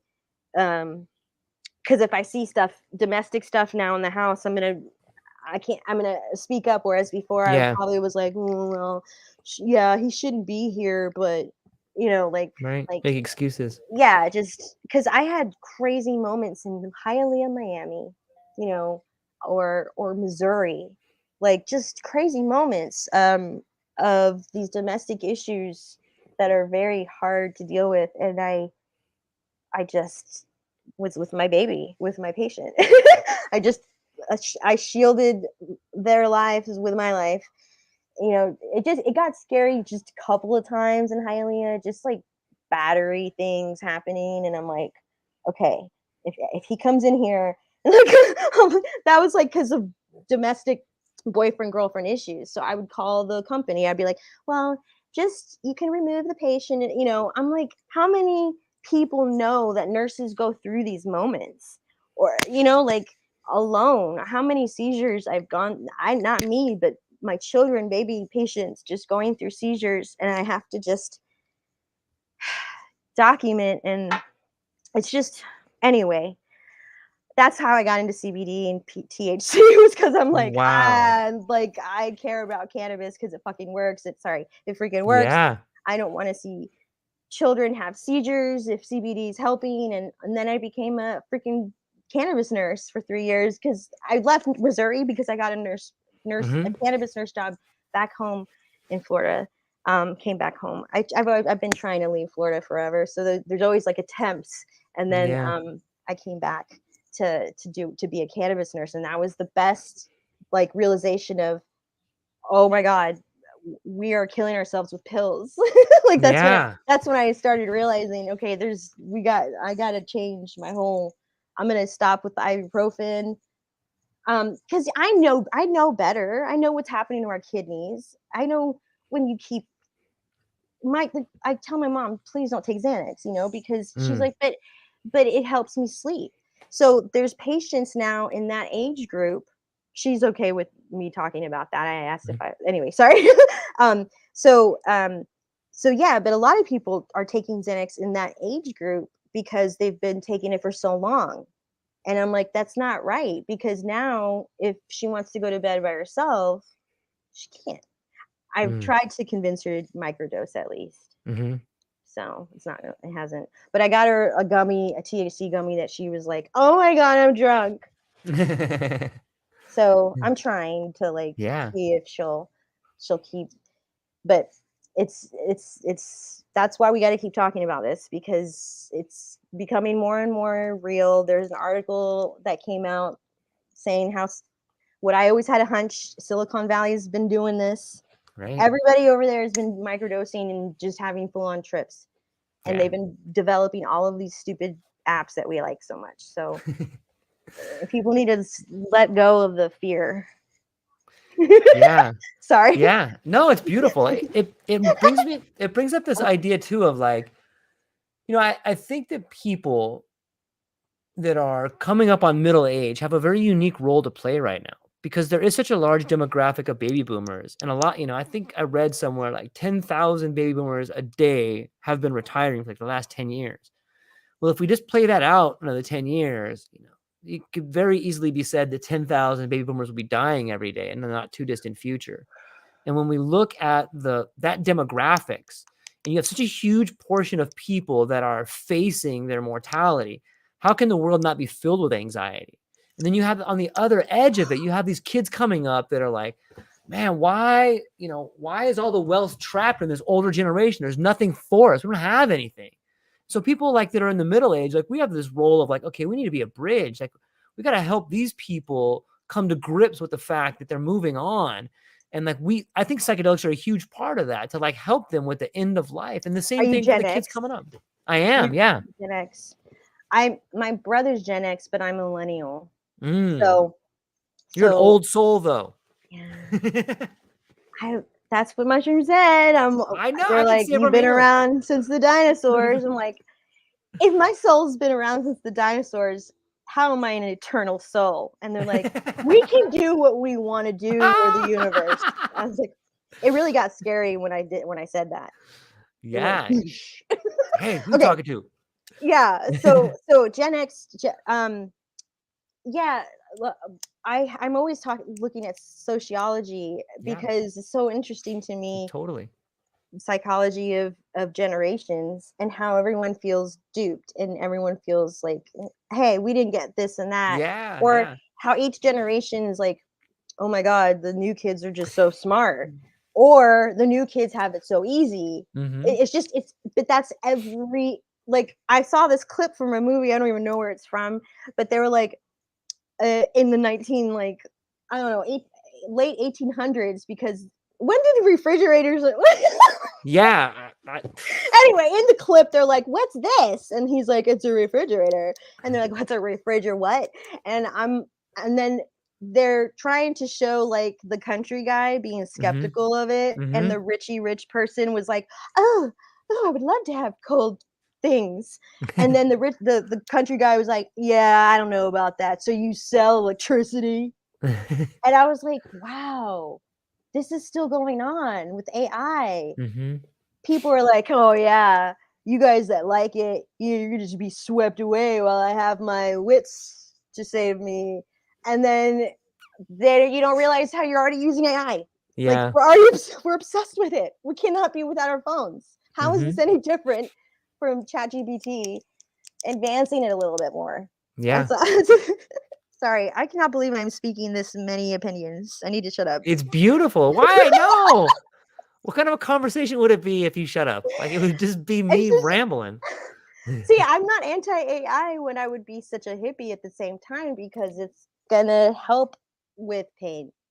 It's gonna help heal a lot of issues that are like, the life expectancy so many years ago was like, 10. So like we're all living till 80, 90. Yeah.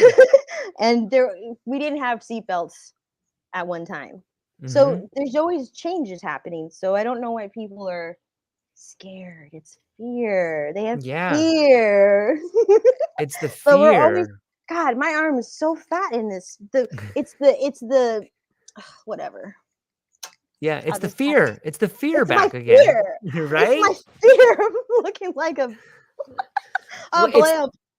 It's the idea that maybe it's uncertainty, because it seems that we're always afraid of the things we don't know. And sometimes we just decide that, oh, well, if this happens, then this would happen. And then we come to this unrealistic chain of events that will probably never happen. But in our mind, we're like, oh, I'm afraid of it. But the truth is, like, if you do something out of fear, you're limiting yourself. If you just take some time to believe what is possible in yourself, your life is so much better. Yeah, and people even make decisions that are horrendously scary because they think they have to push themselves to prove something. It's like, no, you don't like that. Yeah, you're just trying to escape things. What is it that you're trying? Oh, your mom freaking ignored you. Like, I'm just sick of this. It's always your mom and dad. Like, let's just get through it. Yeah. Maybe we need AI to help us with therapy to get through that. You know what I mean? I know. Just be like, what's your mom like? What's your dad like? And then they'll be like, this is what's probably wrong with you. Go here. And don't date these people and date these people, because it's not like, I mean, you could look at astrological stuff. I do, but it's like trauma. Is your trauma resolved? Because you're going to be insecure and get mad that I have friends like you know, and that's another thing. I have that central focus for people. Like Mm-hmm. if you're my patient, I'm going to be like, you're my king or queen, you know. So then I do that with my relationships. Mm-hmm. So the guy is so used to me being like, you're everything, and then if I deal with a friend or a patient, I'm like all about them, and so that Mm-hmm. guy, if he has insecurities, causes problems. Yeah. So I don't know. I don't Well, know. it And sounds, yeah. anyway, go ahead. No, what are you gonna Please say? shut me up. Shut me up. Shut me up. Well, it sounds like this. Like when we talk about trauma in all of our lives, like that word is it's so charged with like a I negative know. charge, but isn't all trauma that we face growth? And shouldn't we be thankful for our abilities to grow out of the old versions of ourselves? When we just look back a little bit on your story that you shared today about growing up the way you did, facing trauma, coming to realization that this relationship wasn't right, facing the trauma, coming to school of I don't like that, that's trauma. But like if you're honest with yourself, everything you look back on was a growing experience and you've become a better form, a better person because of it. So on Yeah. that level, we should be embracing and thankful for Oh the trauma, yeah, right? I'm a survivor. I'm a survivor, Yeah. and I've tacked on all these Right. badges. Right. Like I always wanted to be a Girl Scout because Yeah. I wanted to do stuff, but my parents Right. were like, we don't got time. Right. So I was like, I think about that. I'm like, I have a badge for this. I have a badge for that. Yeah. Of like, and it's not even. It's like I told somebody what I really feel. I defended myself. Yeah. Um, just stuff like that. Mm-hmm. That you have extreme fear over. Mm-hmm. Uh, so it helped a lot when my dad did die 9 years Sure. ago because he was the guy I was the most afraid of in life because he could physically hurt me, and he Yeah. did. And a lot of people can't handle that news either. And it's like, I mean, it happens. It's the belt. You know, it was the Yeah. freaking stupid belt, and anything would fly. So like mm, that's trauma to your body, to your skin, Yeah. and so you end up becoming like a cat in life. You're like you know, and so Mm-hmm. people are like, God, why are you spazzing out so quick? You're like, I was whipped, you know. I Yeah. that this is what happens. And so don't if people are neurotic and people do act like a cat and they are super afraid, just assume that their central nervous system was put through the ringer. Mm. Just don't judge people because they're weird. They're weird. They're Yeah. not, they can't be composed in this weird environment because you can. You know, you weren't, your central nervous system wasn't.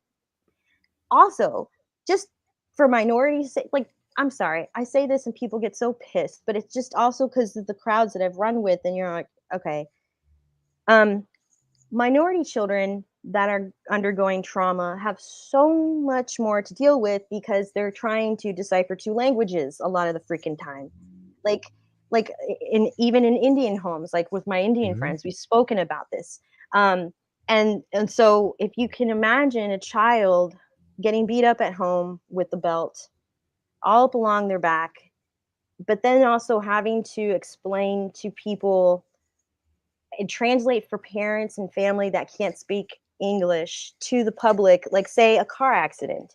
I remember we pulled over because my dad's like, wait a minute, I can see this little boy is talking to the cop for his mom. We got to help them. Mm-hmm. My parents were bilingual. So my dad pulls over and I see the little kid speaking in Spanish to the cop, traumatized because Mm-hmm. he has to speak for the freaking mom. Mm-hmm. And it's just like, I'm just I'm on I want to be the voice for that kid. Like Yeah. we just bunch Hispanics and Latinos, which we all come from different freaking countries. We're all bunched into the same thing.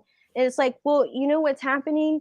There's a lot of children that are being traumatized and beat up, and they're having to learn two different languages. There's a lot on their freaking shoulders, and then they don't have opportunities when they become adults because anyway, I just Yeah. I want the culture to be dismantled. Like I want children to take over Well, There's I think you could argue that we have a lot of children in charge. those are narcissistic. If you watched South Park, Yeah. apartments, just Yeah. apartments, ruling the Yeah, totally. It's true. the Matrix at least. That's awesome.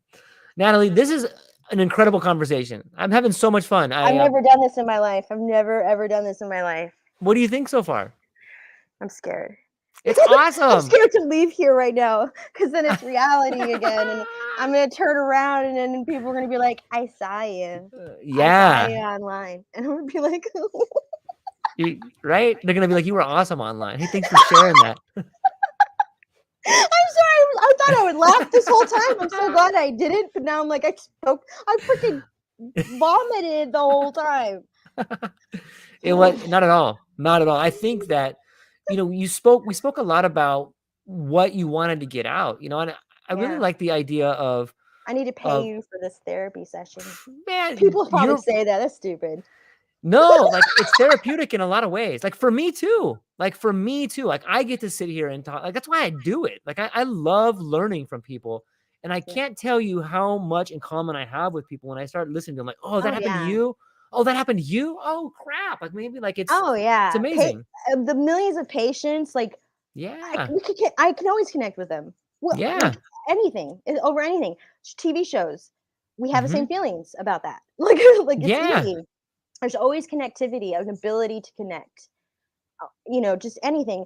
And I love that. Like people might think you're trying too hard to talk to people, but I'm like, no, my eye is going to her dress. Like it is so, the colors. So I say, oh, I love your dress. Right. And so people would say, why are you sucking up? And I'm like, you're like, I don't know. Being obvious. I just like to speak about beauty. Right. So, I make people uncomfortable because I'll be like, oh my God, I love blah, blah, blah. Like I get so excited when I see things. And then, anyway, so. No, I love that. Like, that's why people wear stuff like that. They want you to notice. And sometimes, I know, right? Right. And when people say things like, why are you sucking up? What they're really saying is, damn it, how come I didn't think of that? Yeah. You know what I mean? That's why I don't have one tattoo on my body at all because I don't want to have something that permanent on my body because I'll be like, I don't even like moles that are stuck there. Like I just want to like rejuvenate. Right. I had a really bad surgery. So I had like 2 years ago. Yeah, everything happened in 2021, but I had to get a blood transfusion. And it was I was like, wait a minute, my numbers are what? Like she told me, and I was like, I know what this means. I'm a statistic in the book, in the textbook. It's me now. So they got my blood, and as it was going in me, I was just like, why am I afraid of this? This is just a stupid vehicle bot. Like this is just a meat suit. Yeah. Why am I afraid? Like we all have blood. Like I'm not a better blood. So it went through me and my bruises that I had disappeared. I think I'm superhuman now. Yeah, I think so too. Yeah, they had to save my life because anyway, go ahead. No, I was just gonna talk about the blood. I recently learned to talking to one of my friends who's from Japan that the same way some people look at astrological signs and can claim to know or have insight into someone's personality. In Japan, they do that with the blood. Like, oh, you're B positive. Oh my God. Have you heard about that? I lived there for 4 years. Oh, okay. Sorry, 4 months. 4 months. I did the Japanese English language teaching. Yeah. How's that? So, God, I was a Japanophile. So after college, I was like, oh my God, my best friend did this. I have to do it. Yeah. And I didn't do it through the government schooling. I did it through a private company. Oh, nice. So there was different standards, and I had to work. I had to do like a lot of ridiculous things. Like the interview was in New York City, and I was like, that's fine. So I got interview clothes and went downtown to I was like, I grew up going to Queens, New York, all the summers in my life. So I knew New York. So I was like, but I'm going for an interview. So I flew from here and went there, and I gave a a lesson where I like almost performed the lesson because I knew they would like me to be as genki as possible. That's what they like. So I'm like, this is this and that and snowing and ice and I was like being ridiculous. They loved me, they hired me, and then I was like, oh my God, I get to choose where to go. Oh my God. And so I was like, I'll be in the middle of city, I'll be the suburbs, basically. And I got there and it just wasn't as romantic as all those stories I followed online, all these girls that had their stories and their blogs of making it in Japan. This is my hotel, my apartment, my friends. It didn't turn out that way for me. I was in the middle of this industrialized part of Nagoya, and I was so alone. I got so depressed. I kept trying to contact the friends I made in the training week, but yes, the children had vials of blood that would say they're O positive, whatever. I'm like, they would have that. They have cards that show their blood type. It's like it's a trendy thing. And does it seem accurate to you? The whole story to tell you that. I'm sorry. Yeah. Yeah. No, it's perfect. When I finally look at myself in the video, I'm like, oh my God, I was just talking that long about that. Yeah, that's what the question was.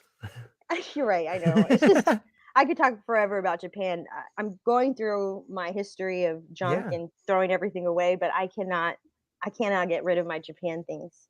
Yeah. Why would you? That sounds like an incredible time. I was so happy shopping there because I was in Japan. I was 24. Right. And I was just getting all the Sanrio and just all this stuff. I say Hello Kitty. There's more than Hello Kitty there. Like, there's just so much. Anyway, I'll go back again someday. Yeah. I'll go back there and just I think they have cannabis there now, right? Yeah. So that would be a great place for someone to open up like a psychedelic center or a wellness center there. And you already have experience, right? They already do their mushrooms there on the slot. Like, look at Mario. Statues. Look at Mario. Nintendo. Like, after I had an experience, I realized, oh my God, the Oompa Goompa. What are they called? The Loompas, the brown guys, and the turtles, and the tunnels. Oh my God. Somebody at Nintendo was totally on mushrooms, and then they're like, we're gonna have this. This is gonna take over the whole world. We're call it Super Mario Brothers. We're gonna have a whole mushroom game. Yeah. I never thought about it like that. It's true. That was one of the best moments of my life, getting that system when I was a little girl, because my dad was happy to give it to me. Like, that's the thing. Like, he was such a narcissist. He was like, I gotta have the best things for my family. We're gonna have all these cars and all these things. So he was like a salesman. Like, so I can't. Anyway, I seem like I could be a good salesperson, but my dad gets in the way. So he was like, we're gonna have Nintendo, and that was the best thing ever, because I didn't play I didn't play really. It was my older sister, because she could conquer everything for me. So I ended up understanding Twitch because of that. Like, I was a child just watching other people play. My sister, just because it's enough. You have to be a cheerleader. I'm a great cheerleader. I'm like, jump. Oh. So that's where there's a lot of siblings that had that role. Yeah. Anyway, I'm sorry. I haven't been on a date in like 2 years, 3 years. A date with mushrooms, a date with destiny. It seems like. I'm sorry I called this a date. I didn't mean to call this a date. What I meant is like, like you get to know somebody. I'm getting to know you, so I haven't done this in a long time. So it's awesome. I'm still here. I'm not melted away from all this heat. Yeah. It's amazing. Like, I really enjoy it, and I think that in a long form conversation like this, like, no one can hide. Like, you get to know who people are, and like, that's beautiful, right? Like, I love it. And there's so many Joe Rogan podcasts where I'm just like, that's not how it would go, and I'm like, oh my God, that's exactly how it's going. I can't shut up, because you're like, why did they say that? No, shut up! Don't give that away. And then you're doing it. Yeah. And people love you for it because they realize like that person is just like me. You know, they say this Yeah. thing or they do that thing or they had this thing happen. But it's amazing. I'm so stoked for the future that we have. And I'm so stoked for the world of psychedelics. And more Me than too. that, like I'm so stoked that there's people like you out there that have a background in trauma that are willing to leverage that background to do what's right for other people. Like that to me is like the true definition of somebody who cares. I love it. I'm super stoked for you. Thank you. I didn't mean it to sound like that. Like, I gave up my nursing career because I don't think it did. I don't think it sounded like that at all. I'm I think doing it's it a because natural progression. the Matrix pushing me out. Like, there are many people. Yeah. A lot of my patients would love to have me as their nurse again, but Yeah. legally, it's like she's talking a lot about mushrooms. Let's look into her, and then Yeah. boom, there goes my license. And it's like I don't want that to happen. So I've been put here. I've just been in this address forever. It feels like Yeah. no, for almost 2 years now. My God, 16 months and counting. I I think grew up that here. I grew up here. yeah, Sorry. that's okay. I think That's that's how the why I'm world like, works though. Like, you know, it pushes us. We're moved by words and forces that we don't understand, and we're put in these positions and we think it's our fault. But after you start taking mushrooms or psychedelics, or you begin a relationship mm, with a heightened state of awareness, you realize you're not even driving this thing. You're just reacting to it. And in some ways, you should just be thankful for what you have right now, because you don't know what's going to happen. You could win the lottery tomorrow, or you could get hit by a car. yeah, Nothing could happen. But the fact that you're in a tough spot right now, and I got news for everybody. I got good news and bad news. Is the bad news is I'm sorry you're in a tough spot. The good news is if you're not in a tough spot now, you're going to be in a tough spot. Like it happens to all of us, and it's an upgrade. yeah, It's growth. It's moving forward, and it's something yeah. that you may not understand at the time, but you can begin to understand as you work through it. Right? That's what. Yeah, I always ask people, how are you coping in life right now? Because Good that's a question. better assessment on what's really going on with them. Because Mm-hmm. everyone's going through stress. Yeah. It's how they're managing that stress. Are Yeah. they biting everyone's head off? Are they drinking a lot of alcohol? Are they having a lot of Mm-hmm. sex? Are they eating a lot of food? Like it's just like that's the kind of it's like okay, uh if you want to cope through that better and you want help, I can guide you to meditation. That's Yeah. as a nurse, you're supposed to start with treatments as non-invasive first. Yeah. So Yeah. working out, diet, right? Yeah. And you want to avoid surgery at all costs. So, like for Mm. me, when it comes to psychedelics, it's like, have you tried meditating first? Have you Mhm. tried journaling first? Mhm. Did you go to a therapist? And then it's like, okay, if you're gonna do this, and I'm not pushing it or advocating it, uh, then they go through with the psychedelic. But it's like Yeah. you can still get to those heights with meditation and breath work. But if you're impatient like me, who has a lot of Mhm. trauma, you might just need the mushroom. Yeah. Or the Let's just jumpstart this thing. I've had acid and Mm. okay, this is my take on it, right? Okay, let's hear. Okay, so like this is mush like when you're on a mushroom trip, Mhm. it's like this. Mhm. And then with acid, it's Waves. like acids, it's like you're like, wait, I'm back in reality. I did not like that. Oh, okay, It's so long too. Like I said, it's like a long I time. I think hope you I got woke 8 or up 10 hours. I woke up, I was still I'm still Yeah. tripping. I was like, no, because when you wake up from mushrooms, you're like exhausted, and you're like, I went through the battle. Yeah. I'm amazing warrior. But after acid, you're like, you're still. I took patches for a walk, and the tree trunks in the ground, you know, Mhm. peeping out of the ground, were alligators. So that was surreal because I thought it was normal. I thought it was completely Mhm. sober, and then I saw that very crisp. I'm like, that's not mushrooms. Yeah, That yeah. you don't get that with mushrooms. Yeah, exactly. Mushrooms is Exactly. like, here's your window, and that's it. And like Mhm. anything can take you right out. Your Yeah. mom pissing you off can take you out. Mhm. So I begged. I was like, I'm gonna have an experience. Da, da, da, da, da. And then one time, the last time I did it, she took me out because she just wanted to have an attitude. And I was like, damn it, there it is. Mhm. And so I just started drawing, let it go.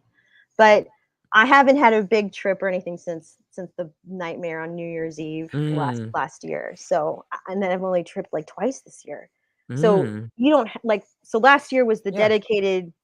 dedicated craziness of doing them extensive, a little bit, Yeah. like probably 2 big doses a month. Yeah.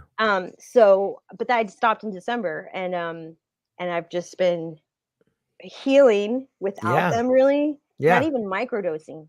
I'm just eating and living. Like, I'm like, Yeah. I'm like, I can get through this, but also because I just don't want to. I don't need to. Yeah. I meditate all the time. And yes, I do have THC, but it's not going to, getting high is not what people used to think it is. It's just like, for me, my back doesn't hurt, and then I can, Mhm. so, Yeah.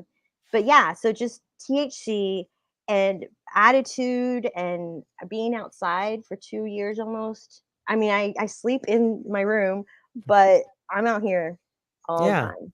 So Yeah. I haven't gotten, knock on wood, but I haven't gotten sick since 2019.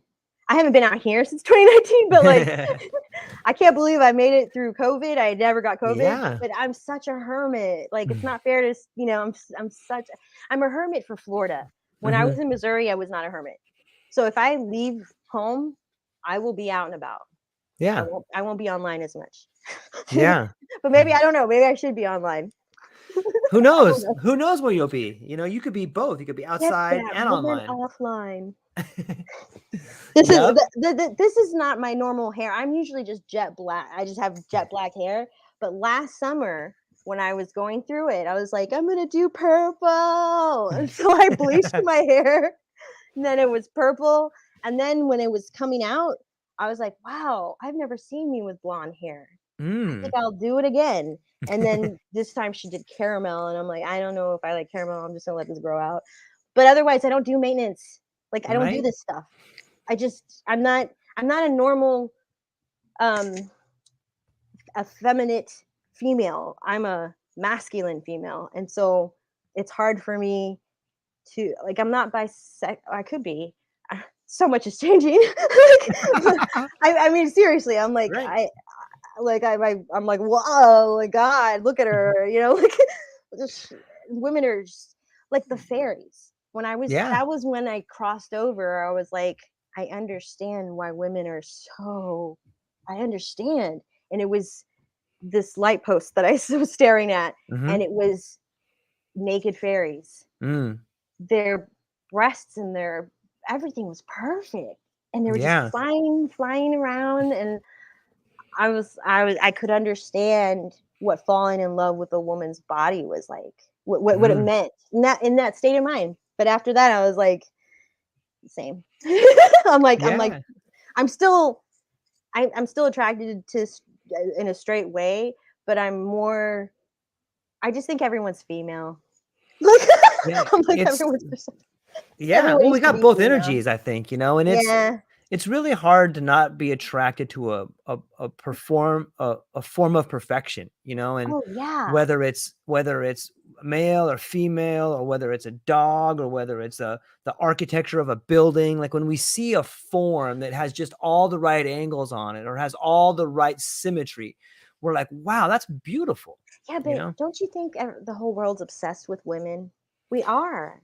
We Yeah. are. We Yeah. are. Like, that's what, I mean, it's what sells, but it's because it's what motivates us. I mean, they're always Yeah. telling little boys from the start, you got to have the car. If you Hmm. don't have looks, if you don't have, you got to get. So Yeah. everything's geared for the girl.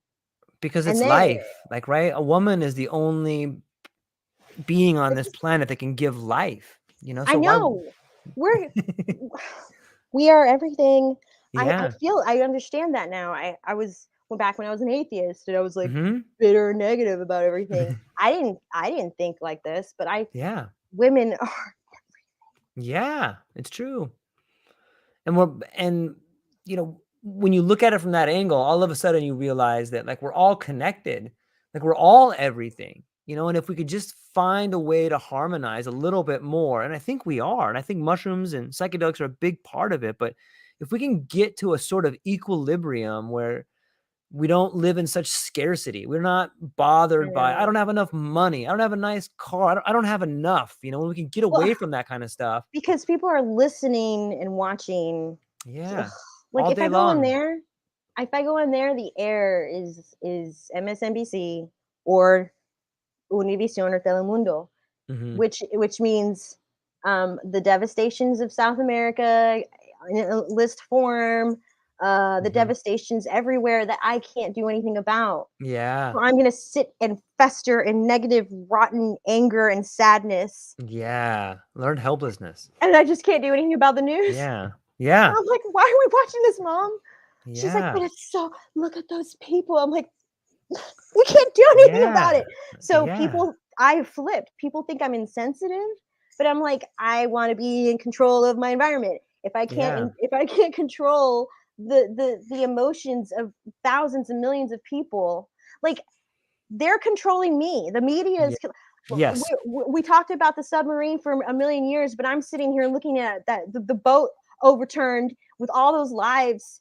Like I can't even, children, just people, and no one's talking about it. Yeah. So if you're gonna tell me that I'm insensitive because I'm not choking on all of your information that is purposely trying to make me want to kill myself, Yeah. well then I'm sorry. I'm going to just focus on my freaking community in front of my face. I'm Yeah. in a neighborhood, and then beyond that, I'm in a city. Oh Yeah. my God, there's stuff going on here. There's Yeah. shootings and killings and tons of people who have weird, like, sinkholes. Like, not a lot. But Right. I'm like, Right. oh my God, it's gonna happen today. There's so many sinkholes in Florida. Yeah. Yeah. It's amazing too. That's a weird fear that I have, that I'm like, what if God just decides we're done and the floor just opens up? Because that's what's happened here. Like around the corner, there's a house where the floor just opened up and just swallowed somebody. I'm like, I just have to go. Yeah. It's Florida though. There's so much bad energy here. All these coke fiend ghosts all over the place from the 80s. Right. Right. Miami Vice down there. It's still bad there. The coke is really bad there. So it's like, I mean, because you can see it on the, like, people just throw it in downtown. So it's like, ugh, we built this city on cocaine. That's Yeah. the song from Miami. Yeah. Although Miami Vice exists. Anyway. Sorry, That's awesome. this is God. I've got to stop It's perfect. talking. It's perfect. I've never heard myself this long. I mean, it's amazing, right? Like it's a great conversation. It's entertaining and it's original. I can hear people going, oh my God, this girl. I can hear that. Oh my God. They're probably like, oh my God, I'm gonna listen even more. It's so much better than Telemundo or the news, right? I had to watch Sábado Gigante every Saturday night in my background of my life. And gosh, that was so bad. Chauvinistic and exploitation. It was Sure. like they had the Gong Show time, like the era portion of the show. And it was just devastating as a child to watch these people just get mocked and made fun of Yeah. by this like man in a sombrero. It was so weird. So anyway, that stuff's over with. That doesn't happen on Saturday night on Spanish TV anymore. But the novellas, it's rampant. Novellas of like just all life is about is romance. Yeah. That's all it is. And if there's not, there's got to be drama. There's got to be a fight. There's got to be cheating or killing. And it's like, why is this? Oh, you know what it is? It's not novellas anymore. It's these so the Spanish channels have taken on to reality TV, and they have something like Big Brother. And so that is what my grandmother watched to her last days, was this show. And I swear, I think she waited until it ended, and then because it's like, okay. Oh my God, yes. I'm not making fun of her life, but it's like, she didn't. I'm doing this now because she didn't think she could, which is Yeah. like do what you want and be happy. Right. But Right. so what all they could do was just watch drama, because that's all they Yeah. know is the drama in their life from the things they ignored of their men doing. Whole other Yeah. family, whole freaking other family my grandfather had that I learned about when I was older. Everybody knows. Anyway, so I'm Yeah. like, that's stupid. That's so stupid that she would just keep going on with this information and not leave him. And you're like, why didn't my mom leave my dad? And so that's anyway. Point is, Yeah. That's a great question. yeah, that's all the shadow work I've gone through. Yeah. Well, it's because you've done that you're not in that situation. You know what I mean? Like that, and that's I don't think Yes, people give themselves enough credit. Like that's so freaking hard to do. Like it is. for generations couldn't face it, and now I all have of a no sudden you're friends or gonna face it. family. Like my family's my sister, because like everybody Yeah. hates me. But I doubt that. I have a lot of cousins, and you know, we all don't like each other because we're so defensive over our parents being hurt by the other Mm, parents. mm. It's like Yeah. I'm done fighting. I'm done being mad at other people because my dad was wounded by his ego was Yeah. wounded by his. Yeah. I have aunts and uncles that hate me. I'm like, Mm. you're a child. Yeah. Just it's like, stop it. This is Yeah. psychology beyond belief that they all need so much help. But yeah, I'm like, my mom's gonna talk to therapy, and after that she's like, after therapy I'll consider mushrooms. I'm like, Yeah. that's a good closeout if you want to close me out. All right. Well, I don't want to close you out, but Really? I mean, I got my family's going to be back in a little bit from school. So, but How old are your kids? my daughter is 9 and my son Ocean died when he was a baby, but my daughter's 9 and she comes back, she's going to summer school. So she's usually back around like 11:30 or so. And then 9 years old. That's yeah, it. That's it. You had up until I 8. know. Up until 8. They're She's the best. changing.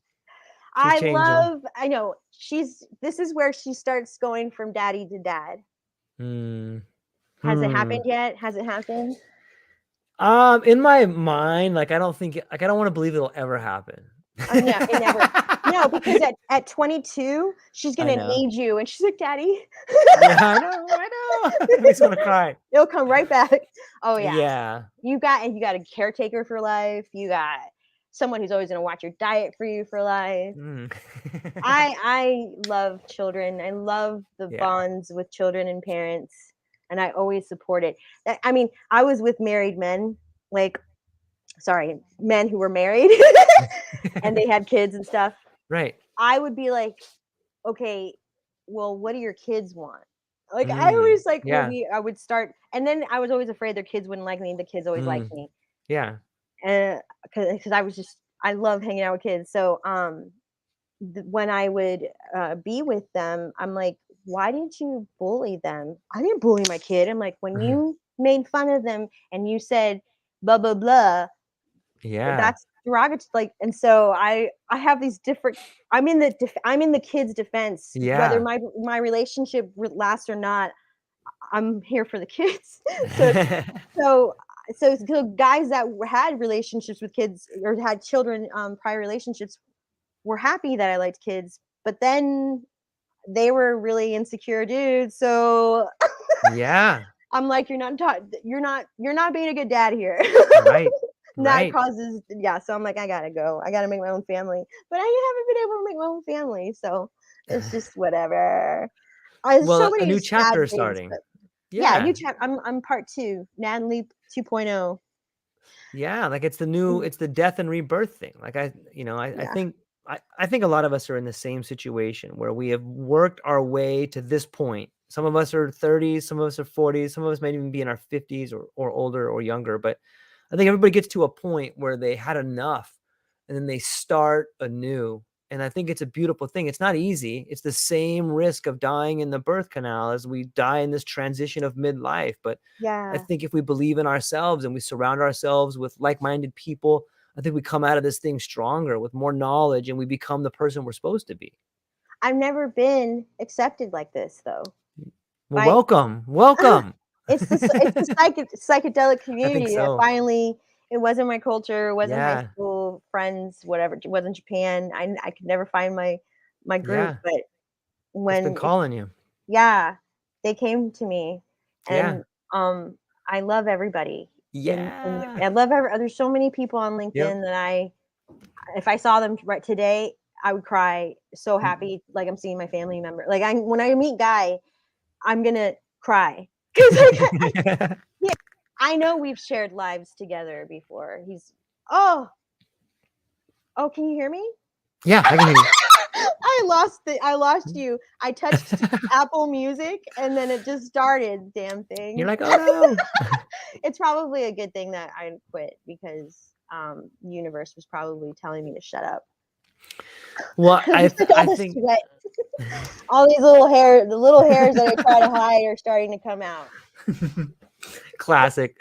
All right, Natalie, I'll let you go. I'm super thankful. This is a really incredible time, and I love talking to you. And this is a lot of fun. I think we learned a lot. This is And a lot of footage, a lot of time spent that I'm gonna look back at and rethink and be obsessively critical over. There's a lot. I can't wait to hear about what you think about it after your next trip, because I know you're gonna trip and be like, oh my God, I said this, I did that, right? But I think you're also gonna be like, oh my God, I'm so stoked I said that. Yeah, that was such a good point. Oh my God, I can't believe I said that's so cool. I think you'd be saying stuff like that. No, I'm gonna be like, I told the world that I love my family. I hope they know that I love them, and I'm rooting for them to get through the weirdness of their lives that I know that they experienced, because I did, and now I'm just happy with it, and I don't have to control everyone around me to do it.